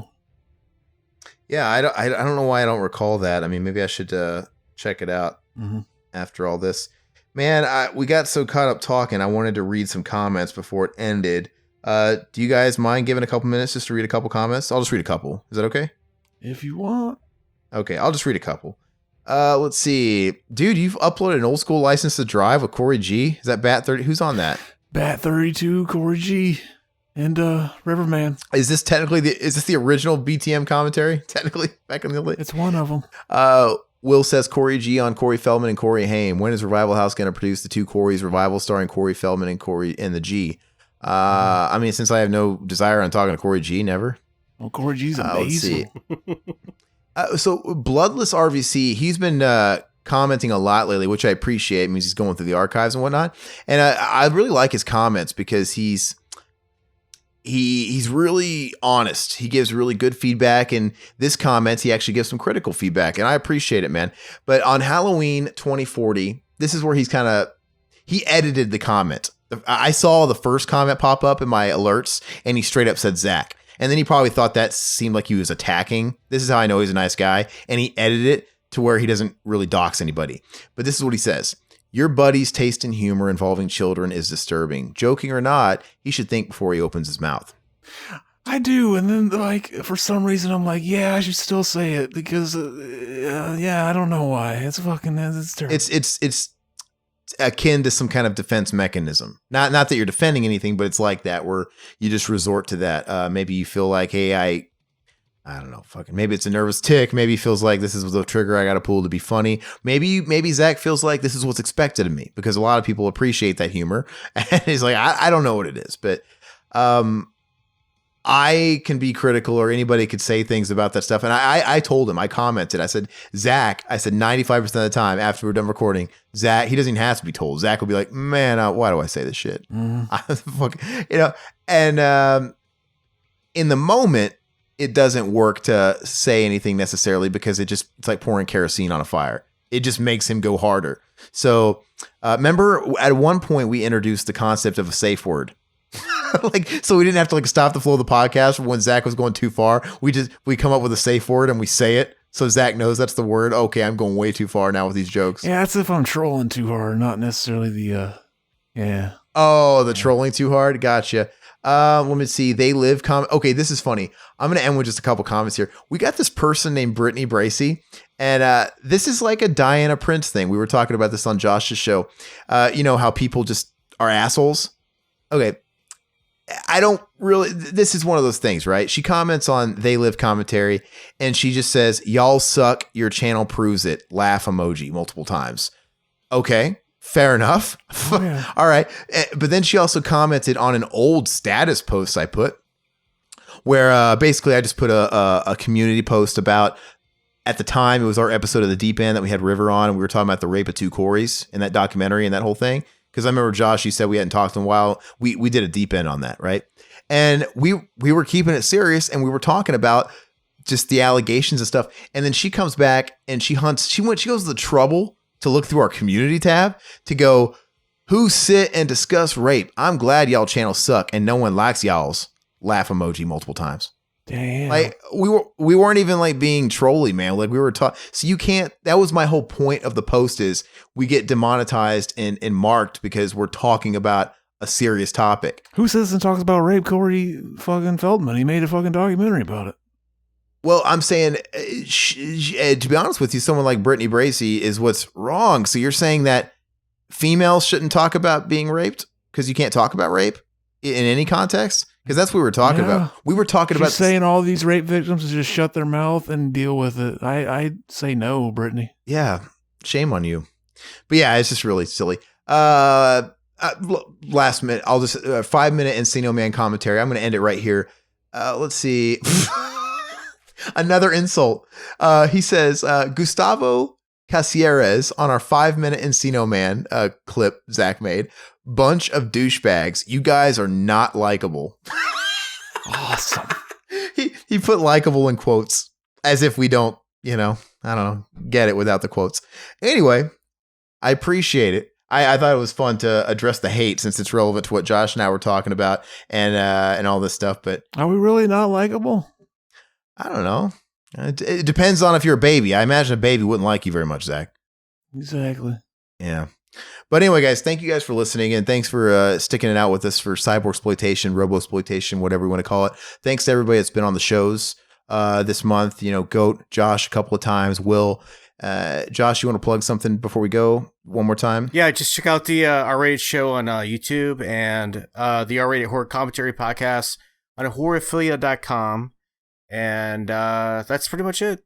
Rock on. And same old stuff, man. If you guys are new to the channel and you do think we're likable, subscribe to the channel, like the video, share us with anybody you think might also enjoy this type of content, and make sure to follow us on free feeds if you guys just want the audio podcast, like Google Play, Apple Podcast, Stitcher, Spotify, and give us feedback and 5-star ratings and stuff over there because that's going to help us go a long way.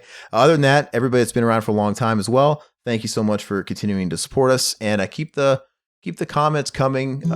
Constructive criticism, praise, whatever you guys want to throw at us is all good. We'll catch you guys next time. Bye, puppets. End of the week at the Revival House. Next month's theme, you gotta figure it out.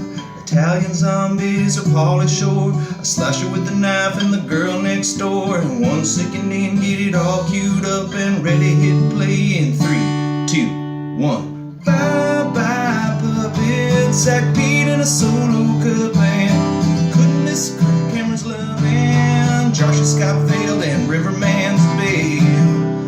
Bye-bye, puppets.